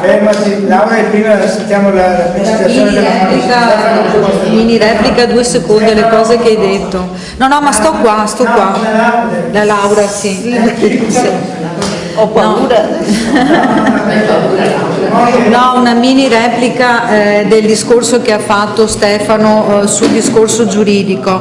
Ecco, forse il mio intervento non è stato altrettanto efficace come il suo, ma il messaggio che volevo dare era proprio questo, e approfitto per ricordare a tutti che se domani volete venire c'è l'assemblea pubblica all'Officina del Gusto alle 6, dove penseremo a un comunicato stampa in questo senso, nel senso senso di evidenziare l'illegittimità giuridica di queste risposte della Paola Mar, perché dire noi siamo facilitatori dei privati siamo al limite dell'abuso d'ufficio, quindi questa cosa provocatoriamente è conflitto di interessi, esattamente, quindi volevo replicare dal punto di... che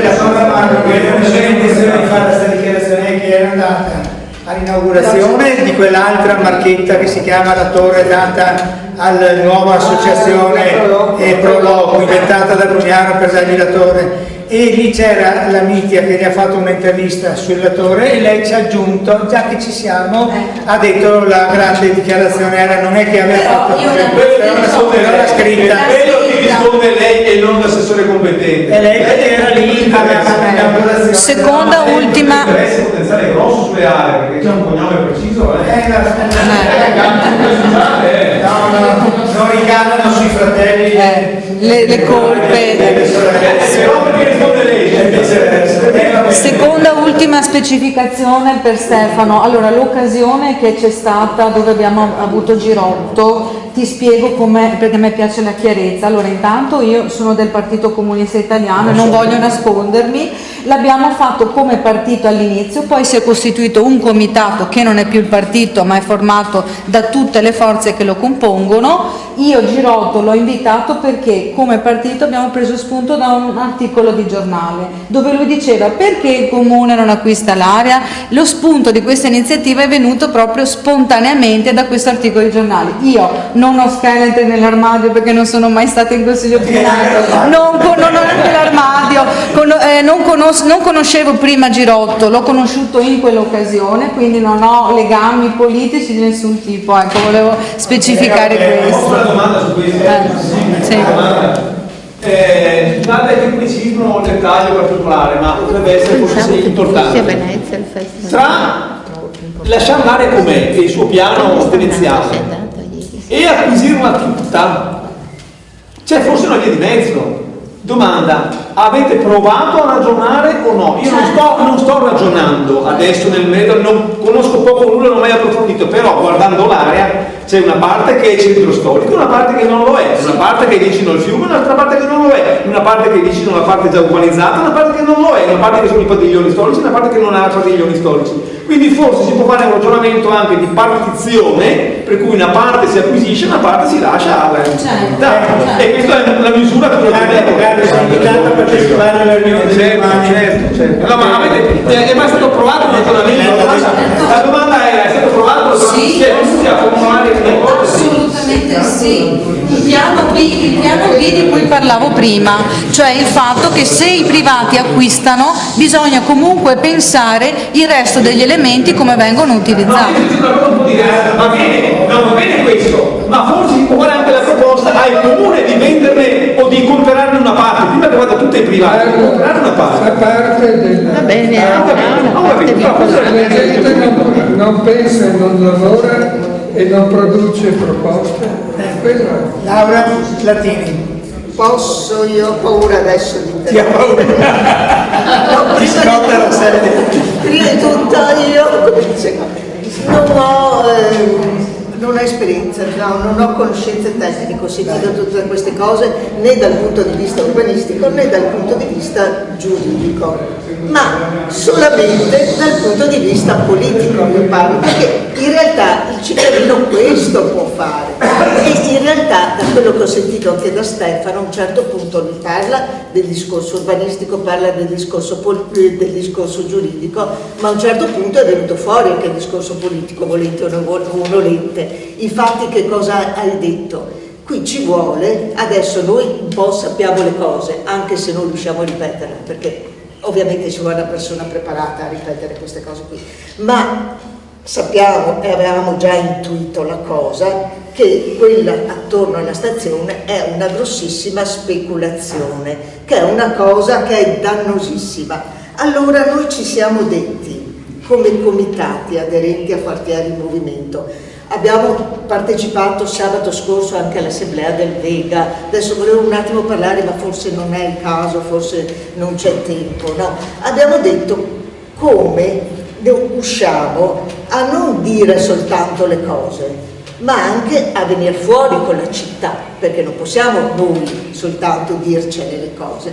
Allora abbiamo individuato nel discorso stazione, in quella zona lì, un momento di unione di tutti i territori che si trovano nel comune di Venezia. Mi spiego meglio, cioè siccome al Vega c'era una presenza forte di veneziani, abbiamo detto tutto sommato noi andiamo lì a proporre un qualche cosa, un'iniziativa, un passare dalle parole ai fatti che possa raccogliere tutti. E la zona della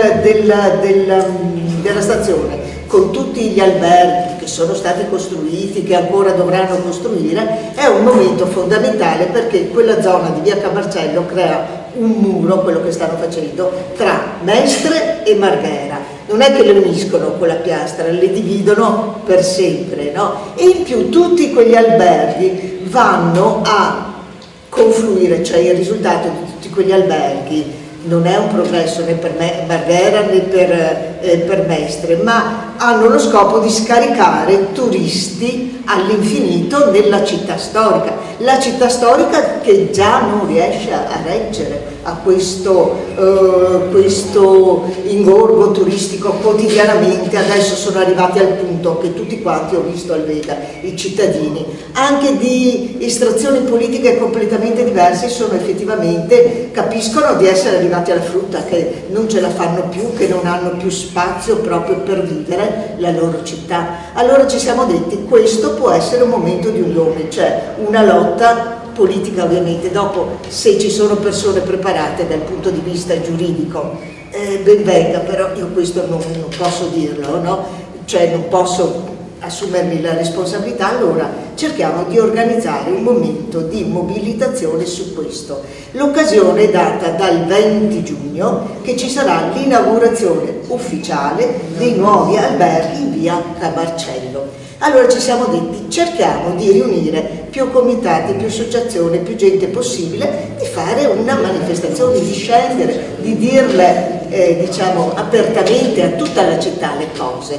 Allora è chiaro che questo dobbiamo organizzarlo, non si sa, il 20 giugno è un giovedì, l'inaugurano giovedì mattina alle ore 11. È chiaro che un giovedì mattina è una data difficile, perché la gente lavora.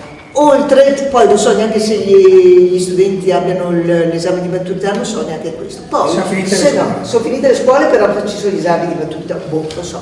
Comunque il discorso è anche o quel giovedì stesso oppure il sabato prima, che allora il sabato può essere una data più facile, meno difficile, eccetera, eccetera. Allora, per fare questo, per organizzare questo, perché si tratta di una cosa, dovrebbe essere una cosa importante, uscire una cosa anche numerosa, abbiamo detto un'assemblea organizzativa per giovedì, questo giovedì 30 maggio alle ore 18 presso la sede Loco in Riviera 20 settembre. Molti di voi non sapranno forse dove si trova, vi è arrivata anche la comunicazione dov'è la sede, ha telefonato anche, eccetera eccetera, e ecco, quello può essere un momento organizzativo. Abbiamo poco meno di un mese per organizzare, io direi una cosa che dovrebbe riuscire bene, appunto di creare anche un momento unitario in questo. Ecco, questo è il discorso, diciamo, politico, come si fa a informare la gente, a prendere posizione anche di fronte a questo. In genere, quando vedono che tante persone prendono posizione su qualche cosa, dall'altra parte un attimino si fermi, poi tutto il resto dopo si vedrà, ecco questo. Poi il discorso anche più prettamente tecnico, ovviamente è un discorso difficile, però è un discorso interessante e che magari si potrà fare anche in sede, cioè di organizzare la manifestazione in modo da fare anche un discorso, che qualcuno faccia un discorso più chiaro, più da persona preparata, capito? Grazie. Scusa, voglio fare una domanda a Stefano su una roba fondamentale, ma Stefano, oltre a quello che c'è sui giornali di oggi, questa storia dell'UNESCO su Marghera e su Del Laguna, siccome Italia Nostra ha perso, che ha preso posizione, puoi dire due parole?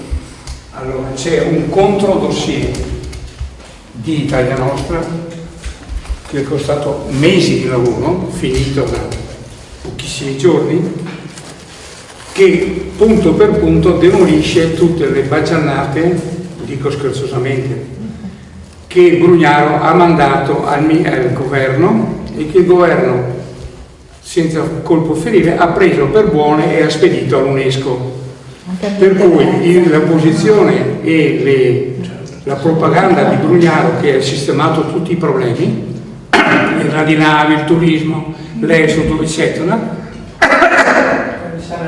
la sua versione è stata mandata dal governo italiano, identica come l'ha fatta il comune, all'UNESCO. Italia Nostra ha approvato o è una buffa? Sto finendo di spiegare. Siccome è pieno di falsità e di follie, che in parte trovate nell'articolo di oggi del Gazzettino, cioè su tutti e tre, sulla Nuova, sul Gazzettino e sul Corriere, un po' di più c'è su tutti e tre, un po' più lungo è spiegato nel Gazzettino di oggi. Il dossier era stato fatto con grande lavoro, ma molto preciso tecnicamente e giuridicamente, perché non fosse detto che sono posizioni opinabili, dimostrando ogni cosa che si dice. È stata mandata all'UNESCO, sta roba una settimana fa. L'UNESCO doveva decidere a luglio, siamo a maggio adesso, cioè deve decidere fra 2 mesi, e invece è venuto fuori su tutti i giornali oggi che chi istruisce le cose che andranno votate a luglio ha già deciso che le baggianate che ha detto il dossier vanno bene. Allora il dossier arriva 2 mesi prima della decisione, ma di fatto la decisione l'hanno già presa, e allora di corsa ieri l'altro, saputo che stava succedendo questo, è stato fatto un brevissimo, di una paginetta, il dossier è una roba enorme di lavoro, è stato fatto un brevissimo comunicato per contrastare la notizia che sapevamo che stava uscendo, perché è uscita oggi, e in contemporanea è uscito il controcomunicato di Italia Nostra che dice che quello che ha detto Brugnaro non è vero, dimostrando che non è vero.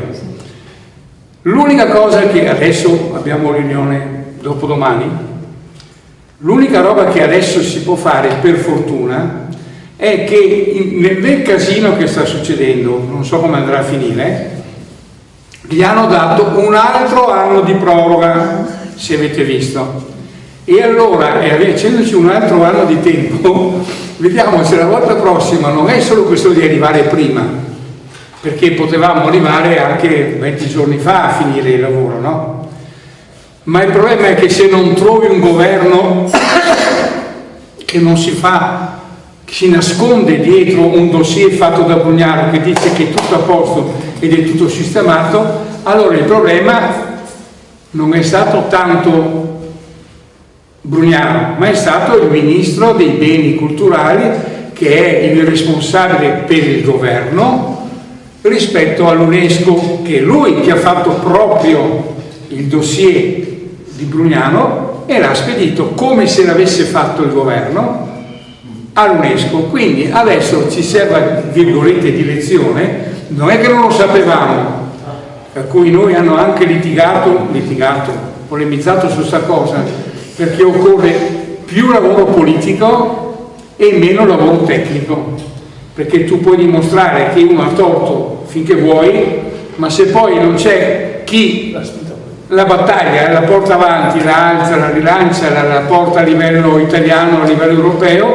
tu fai un lavoro giustissimo, sacrosanto, ma arrivi fuori il tempo massimo o comunque non hai le spalle coperte. E devo dire che le spalle coperte è difficile averle, perché il problema è come tutta l'opposizione non ha fatto la battaglia contro Brugnaro, perché quel dossier andava contraddetto da tutti quelli che sono contro Brugnaro, ma nessuno ha mosso un dito. Per cui il problema è, l'unico lavoro l'abbiamo fatto noi, è arrivato tardi, poteva arrivare prima, ma forse non cambiava molto. Adesso il problema è vedere se per l'anno prossimo, che è l'ultimo, vediamo se è l'ultimo rinvio, ci sarà un modo più efficace di fare battaglia, forse che l'opposizione si sveglia, forse.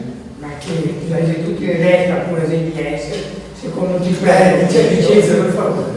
I problemi sono sempre quelli. I problemi sono sempre quelli. La battaglia sulle grandi navi, chi l'ha fatta in questa città? La battaglia sulle grandi navi delle forze politiche, chi l'ha fatta? Uno. La battaglia sull'esodo, chi l'ha fatta?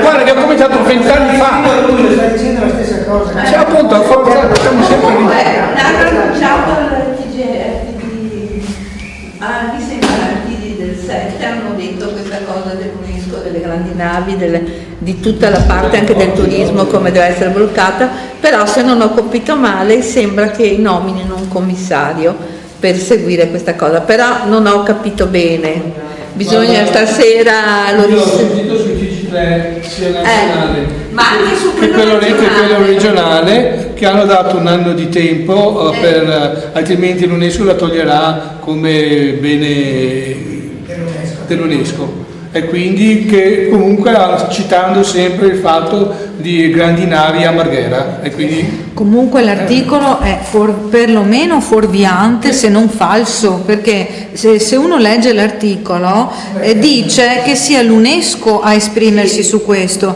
quindi secondo me è proprio anche da evidenziare questa cosa dell'informazione totalmente falsa e asservita a questo punto a questi interessi, perché io ho seguito anche con Ambiente Venezia l'Andreina Zitelli che ha fatto addirittura un esposto, l'Andreina Zitelli, Comitato No Grandi Navi, Ambiente Venezia, ho seguito una vicenda e è vero quello che dici tu, ci sono state fatte anche delle battaglie giuridiche con le piccole forze che sono state in campo, la politica non c'è stata mai e si arriva addirittura a condizionare l'opinione pubblica attraverso dei giornali che fanno degli articoli ai limiti della falsità, perché dire che l'UNESCO approva Marghera è una cosa totalmente falsa. Ma non c'era solo questa cosa di mi pare che nell'istruttoria sia vera.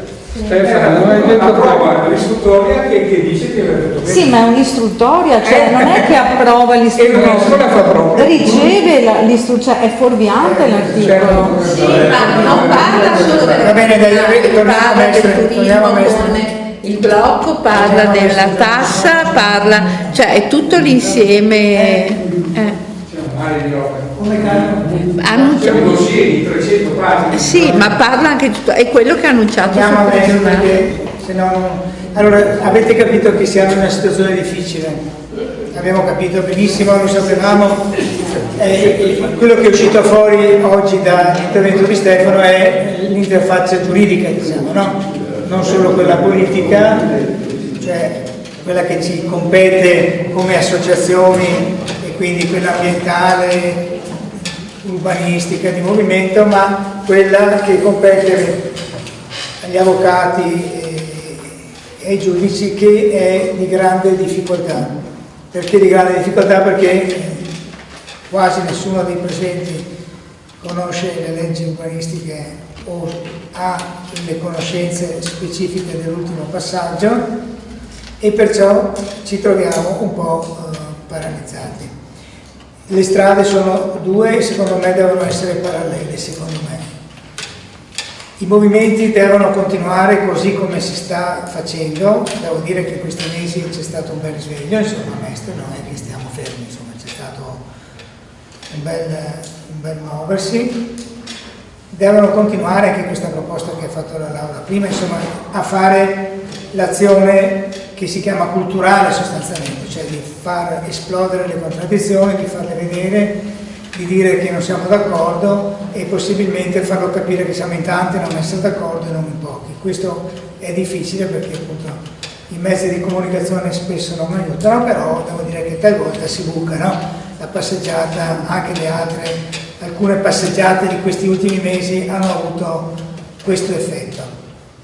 E questa cosa la dobbiamo fare però sempre più, le osservazioni di Giorgio Salto, eccetera, con precisione. Io mi sono segnato dei 15 punti più uno che è il 16° in Marzenego, che avevamo, mi sono segnato adesso le cose, come dire, prioritarie e quelle secondarie, non secondarie perché non sono importanti ma perché bisogna concentrarsi, e sicuramente alcune di queste diventano secondarie in questo momento a leggerle, no? Far tornare il Canal Sasso a Piazza Balche non è di oggi, insomma, magari fa parte di un progetto generale, però non è la questione su cui ci concentriamo oggi, per dirne una, così come le altre sulle barriere architettoniche piuttosto che sulle emeroteche, eccetera. Sono importanti, vanno seguite, qualche volta anche facendo esplodere qualche petardo, insomma, su certe cose, però la serietà dei movimenti, secondo me, oggi si verifica di più su quelle cose che sono emerse chiaramente, che sono 1, Umberto I, 2, o viceversa la stazione. Questi sono i due poli su cui dobbiamo sicuramente concentrarsi. Stazione vuol dire anche l'ultima che è stata tirata fuori di adesso, quella del Touring Club, e quell'altra di Eulò. Quello è un aggregato che dobbiamo affrontare con estrema competenza, cosa che in alcune parti, come ricordava Stefano prima, abbiamo già fatto, ma restando nelle retrovie. Se adesso ritiriamo fuori alcuni dossier, sono dossier ponderosi, anche quello della conferenza stampa che abbiamo fatto in questa sede all'inizio, quando abbiamo cominciato a alzare il tema della stazione, però poi se tu guardi l'articolo sul giornale è come se non fossero neanche stati fatti quei dossier. Ci sono le due dichiarazioni che abbiamo fatto alla conferenza stampa, ci sono le cose più eclatanti, ma non c'è il grosso, e tantomeno c'è l'aspetto giuridico. A quella conferenza stampa venne anche Scalo, se non sbaglio, no? E accennò alla questione legale, ma non ci fu fatta alcuna attenzione. Questa roba qua della questione legale invece è il parallelo.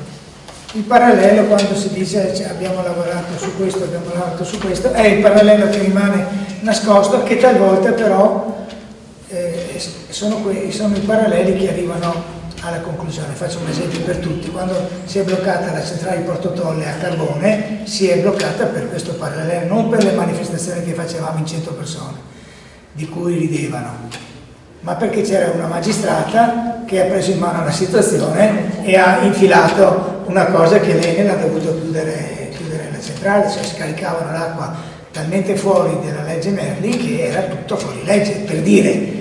E nessuno di noi ci pensava veramente, ci è voluto chi aveva l'occhio alle leggi per dire è lì il punto debole dell'Enel in questo momento, anche se il nuovo combustibile sarebbe stato eclatante, ma magari rientrava nei parametri. Il Petcock, Urimolsion, quei nomi che ti... Ho fatto l'esempio perché non è l'unico. Io ho fatto sul libro quelli delle cause vinte, metà di quelle battaglie sono state vinte perché a un certo punto si è infilato dentro un magistrato o un avvocato che le ha fatte vincere, ma veramente è così, una dietro l'altra, veramente è così. Schiasaro a Rovigo, quando ha bloccato gli inquinatori di Rovereto, e c'era Chioggia e Rovigo che non bevevano più l'acqua da mesi, la gente si incazzava, ma in realtà se non c'era i NOE che andavano su incitamento del pretore a trovare l'inquinatore, non si diceva quella battaglia. Ho fatto due esempi e mi fermo qua. Questa cosa qui è difficile, perché io la vedo, lo so, insomma, noi ci siamo trovati a fare le battaglie sulle antenne, la controparte era uno di quegli avvocati che danno una mano a Stefano per risolvere questi problemi, no? Lo sappiamo senza dire il nome. Per cui qualche volta hai l'avvocato ma non hai l'avvocato, oppure non sai fino a che punto riesci ad arrivarci, così come per i famosi due avvocati, la coppia gemella, di cui uno di due ogni tanto scantina e va dall'altra parte, no? Non dico i nomi neanche qua, ma sono i due gemelli che girano per Mestre di sinistra. Questa roba qua è una cosa difficile. Uno non scantina e uno scantina. Ecco, ma non dico i nomi perché non voglio fare discorsi, stiamo registrando, però le cose sono plateali, e voglio concentrarmi su questo punto perché è il punto che mi preme di più. Secondo me bisogna che si costituisca in qualche maniera un pool che faccia riferimento a questa questione della legalità, perché in realtà ogni tanto qualche avvocato salta fuori. Scusate se adesso dico l'altra faccia, cioè con la questione del Forgetto, del famoso a 20 metri da Bhopal, è saltato fuori l'avvocato, non mi ricordo il nome in questo momento, di Venezia, che ha fatto 20 cause, le ha perse, ma le ha perse, ha messo in difficoltà l'azienda, tanto è vero che a luglio del 2006 quell'azienda ha dichiarato basta, chiudiamo l'impianto.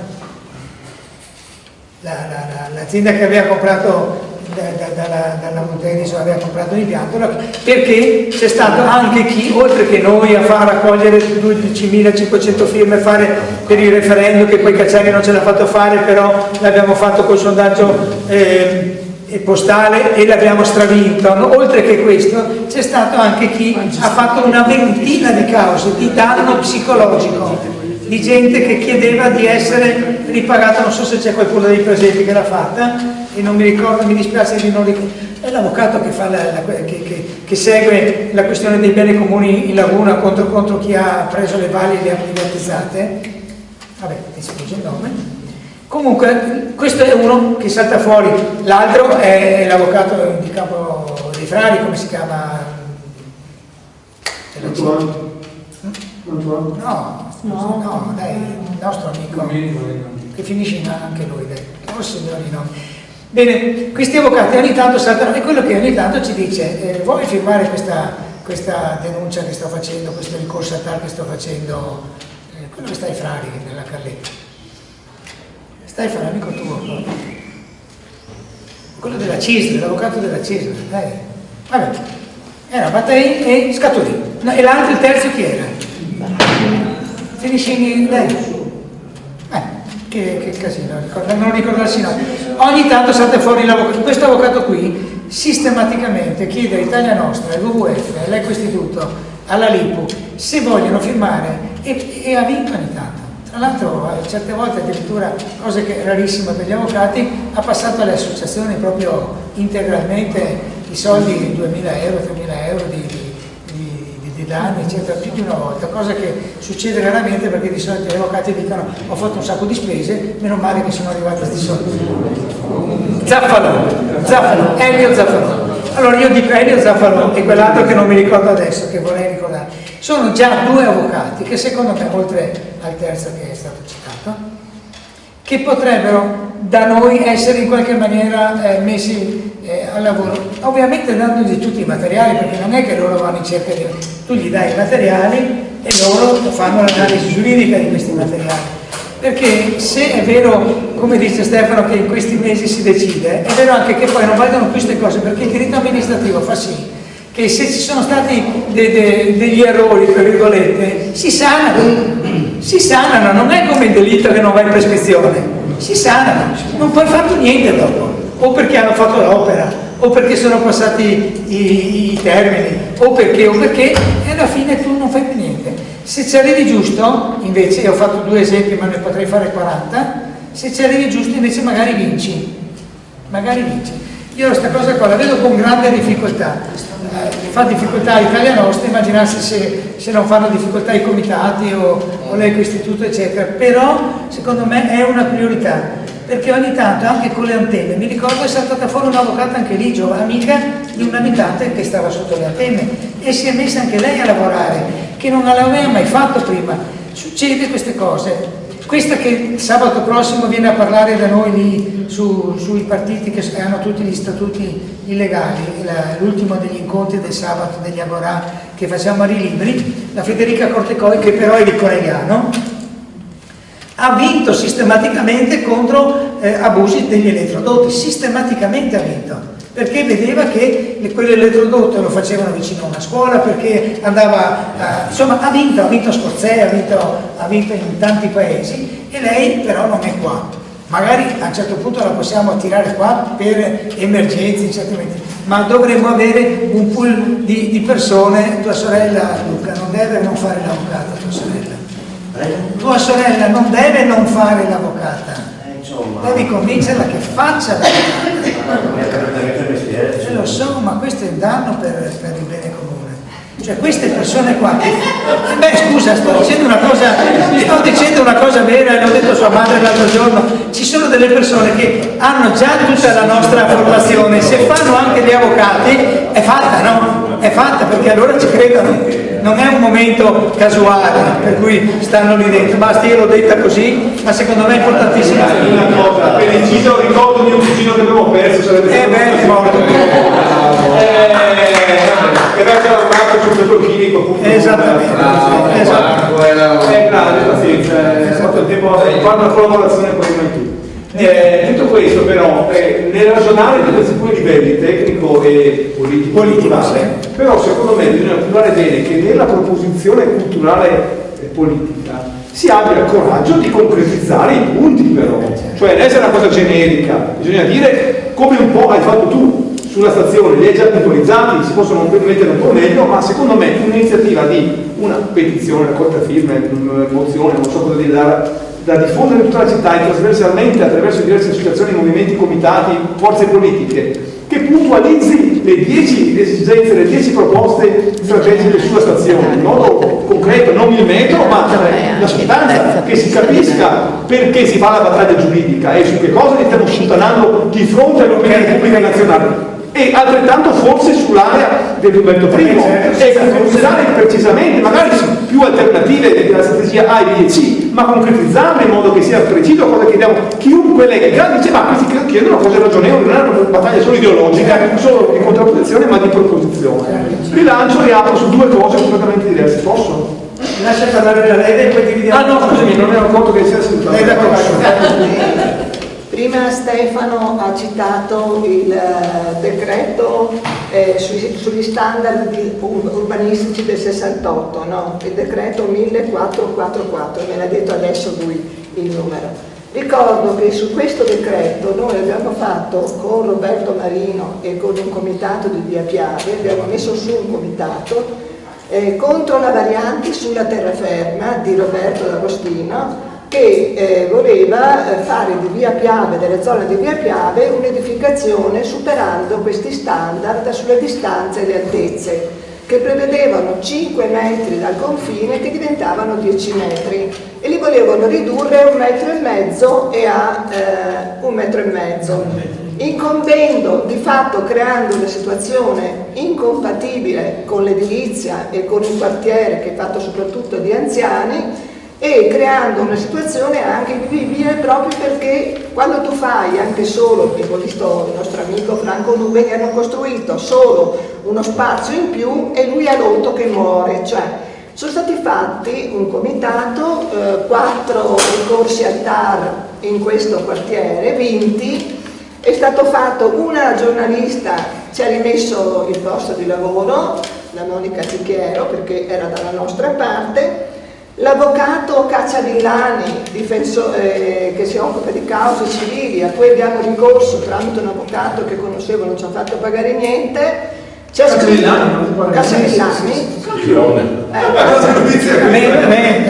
Ne fate di più. Allora, forse Cacciavillani, forse ancora con Furlan, Massaveggio, Furlan che ha perso un po' di testa, comunque, e che ha fatto un libro con un articolo, mi parla l'articolo 50, critico contro il comitato tecnico regionale che ha i risultati che si sta in questo libro, non come che voi non noi altri, nei medici un po' aumentai. Si sta bloccando questo progetto e Casega continua ad essere, che addirittura si sta vincolando alcune zone significative del valore storico, individuare degli anni, l'anno già era il Novecento, gli anni 50. Ecco, questo era anche un po' il lavoro del salto in via, per cui è stata una battaglia che non è stata vinta, ma dico, per quello che avremmo visto diventare la situazione di Piave, è stata che abbiamo lavorato, che dico Roberto, quando che volevo fare il comitato, e mi dicevano no, è una battaglia persa, che avevamo tutti contro. Chi avevamo in consiglio comunale che un po' ci fiancheggiava era qualche consigliere del PD che c'era coinvolto, che c'era anche un po' dei compagni di questo quartiere del PD che c'era dentro questo comitato, eccetera, e che c'era rifondazione, che mi voglio tanto bene, perché no, però insieme con...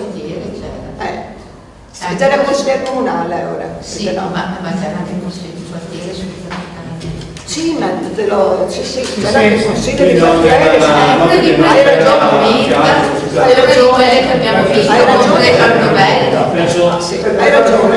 Però poi su questo l'accordo è stato fatto in difformità alla legge nazionale, è stato fatto a livello regionale proprio da, purtroppo, Pozzangheri Rifondazione, che Pozzangheri c'ha basta roba e la gara iscritta e l'ha fatta, cioè, e l'ha in qualche modo consentito e a riduzione dei spazi, cioè pensate che Regione che ha fatto una legge che difforme a questa legge nazionale. Questo poi vorrei costare un poco di storia. Grazie, è molto utile, verrò recuperato. Sentite, noi stiamo chiudendo. Io volevo aggiungere due cose. Sentiamo Carlo e poi chiudiamo. Titolo e chiudo il titolo, la seconda invece mi soffermo perché è più nuova. No. Ma allora, il titolo è mobilità. Intorno al tram, sul tram, sul rallentamento sempre peggiore del tram, ai semafori si trova ancora 2 o 3 cicli in mezzo alle automobili sempre di più in centro città, e Marghera che piange che non c'è la sera, che non è integrata con Venezia e noi che viviamo tutto il centro, bla bla bla bla. Forse si può mettere in moto un'iniziativa che realisticamente intanto chiede la risemaforizzazione prioritaria del tram, perché il tram aspetta tutti i cicli delle automobili e neanche hanno speso 2 soldi per fare in modo che quando arriva il tram a 100 metri dal semaforo si dia l'onda verde, cosa banale che fanno in tutte le città intrinseca al tram, perché il tram è priorità, e qua si è venuto a negare per il principio con la scusa che non c'erano i soldi. E invece questa cosa è clamorosa, perché c'è il tram, quando davanti 20 automobili fanno una sosta, un ciclo, 2 cicli, via Cappuccina, ma li vediamo dappertutto. E questa cosa è clamorosa perché si integra con il sovraffollamento dei mezzi pubblici su Venezia, sul casino che abbiamo sempre più crescente in città. Ecco. Prima cosa, ma chiudo il titolo. La seconda invece, secondo me, dobbiamo forse rimetterla in moto, perché noi siamo d'estate, ma d'inverno abbiamo l'emergenza che va alterna a giorni con l'allarme della qualità dell'aria, e dovrebbe essere, come dire, ormai attuale la, di nuovo, storica, non per nulla nuova, ma metanizzazione della centrale di Fusina.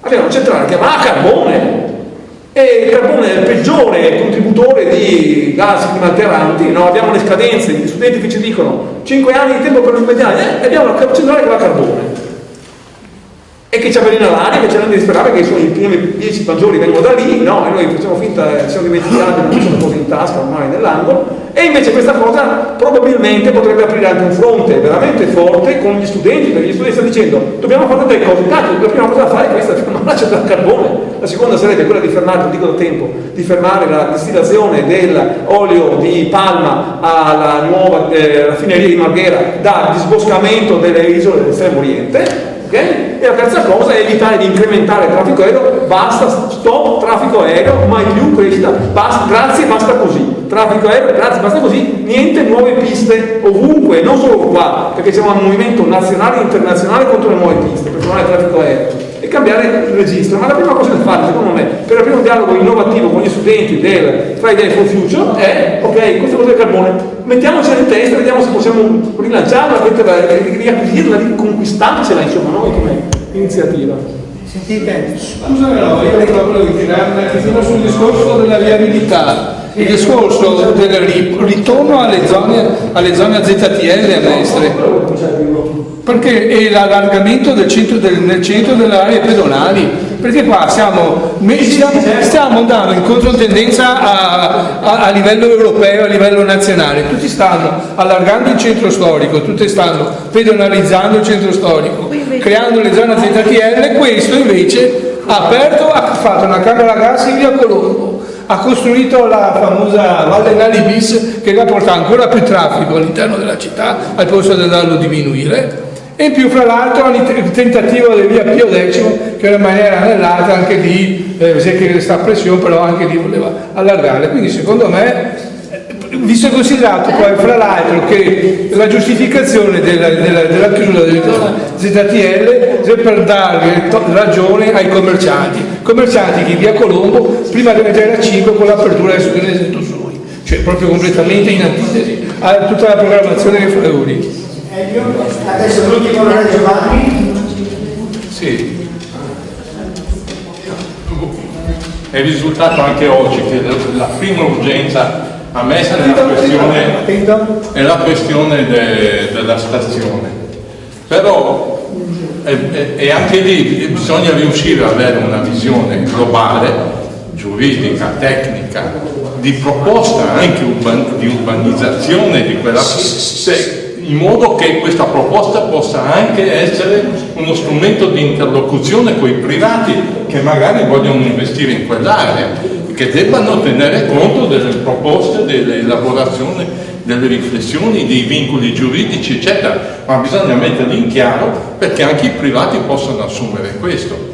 L'altra cosa che è venuta fuori anche prima è la questione dei parcheggi a Mestre. Allora, Mestre deve diventare una città europea. Se Ikea viene qui, è già a Padova, a 20 km, e viene qui, è per qualche motivo, è perché lì dove è a Padova non basta, non va bene, non funziona come pensavano. Hanno bisogno di un nodo, di una diversa qualità, di un baricentro. Allora la questione per diventare città europea. Viene qui per albergo, Sì. Non fa un albergo. Però è chiaro che questa zona viene perché è una calamita, è un nodo da cui si irradiano delle forze e che i mestrini sono solo una piattaforma, non sono attori dentro questo nodo di forze. La questione dei parcheggi, cioè ci dovrebbero essere dei parcheggi scambiatori, qualcosa c'è come idea, ma è troppo piccolo, non sistematico. Bisogna immaginare un sistema sistematico, organizzato di parcheggi scambiatori intorno all'agglomerazione di Mestre, con delle navette gratuite che vengono in posti strategici della città e che portano chi lascia la macchina e che sono frequenti, come si fa nelle città europee in generale. Anche Mestre ha bisogno di questo, e perché è giusto estendere le zone pedonali, ma bisogna dare degli strumenti a chi ha le macchine, chi viene da fuori, come faccio a arrivare nella zona pedonale. E quindi non si può neanche accumulare dei mega parcheggi intorno al centro, bisogna metterli un po' al di fuori. Quindi è un problema questo che dà molto tempo urgente a Mestre, ma che andrebbe studiato in maniera più sistematica. Grazie. Ci siamo e no, questa assemblea non si riconvoca perché abbiamo capito che è esaurito questo livello generale, generico, in cui si mette dentro tutto. Sentiamoci dopo, ci sono altre riunioni, abbiamo sentito, non c'è un problema di perdersi di vista e vediamo di creare, se c'è bisogno, questo pool, se riusciamo, tecnico-legale, che io penso sarebbe una cosa strategica.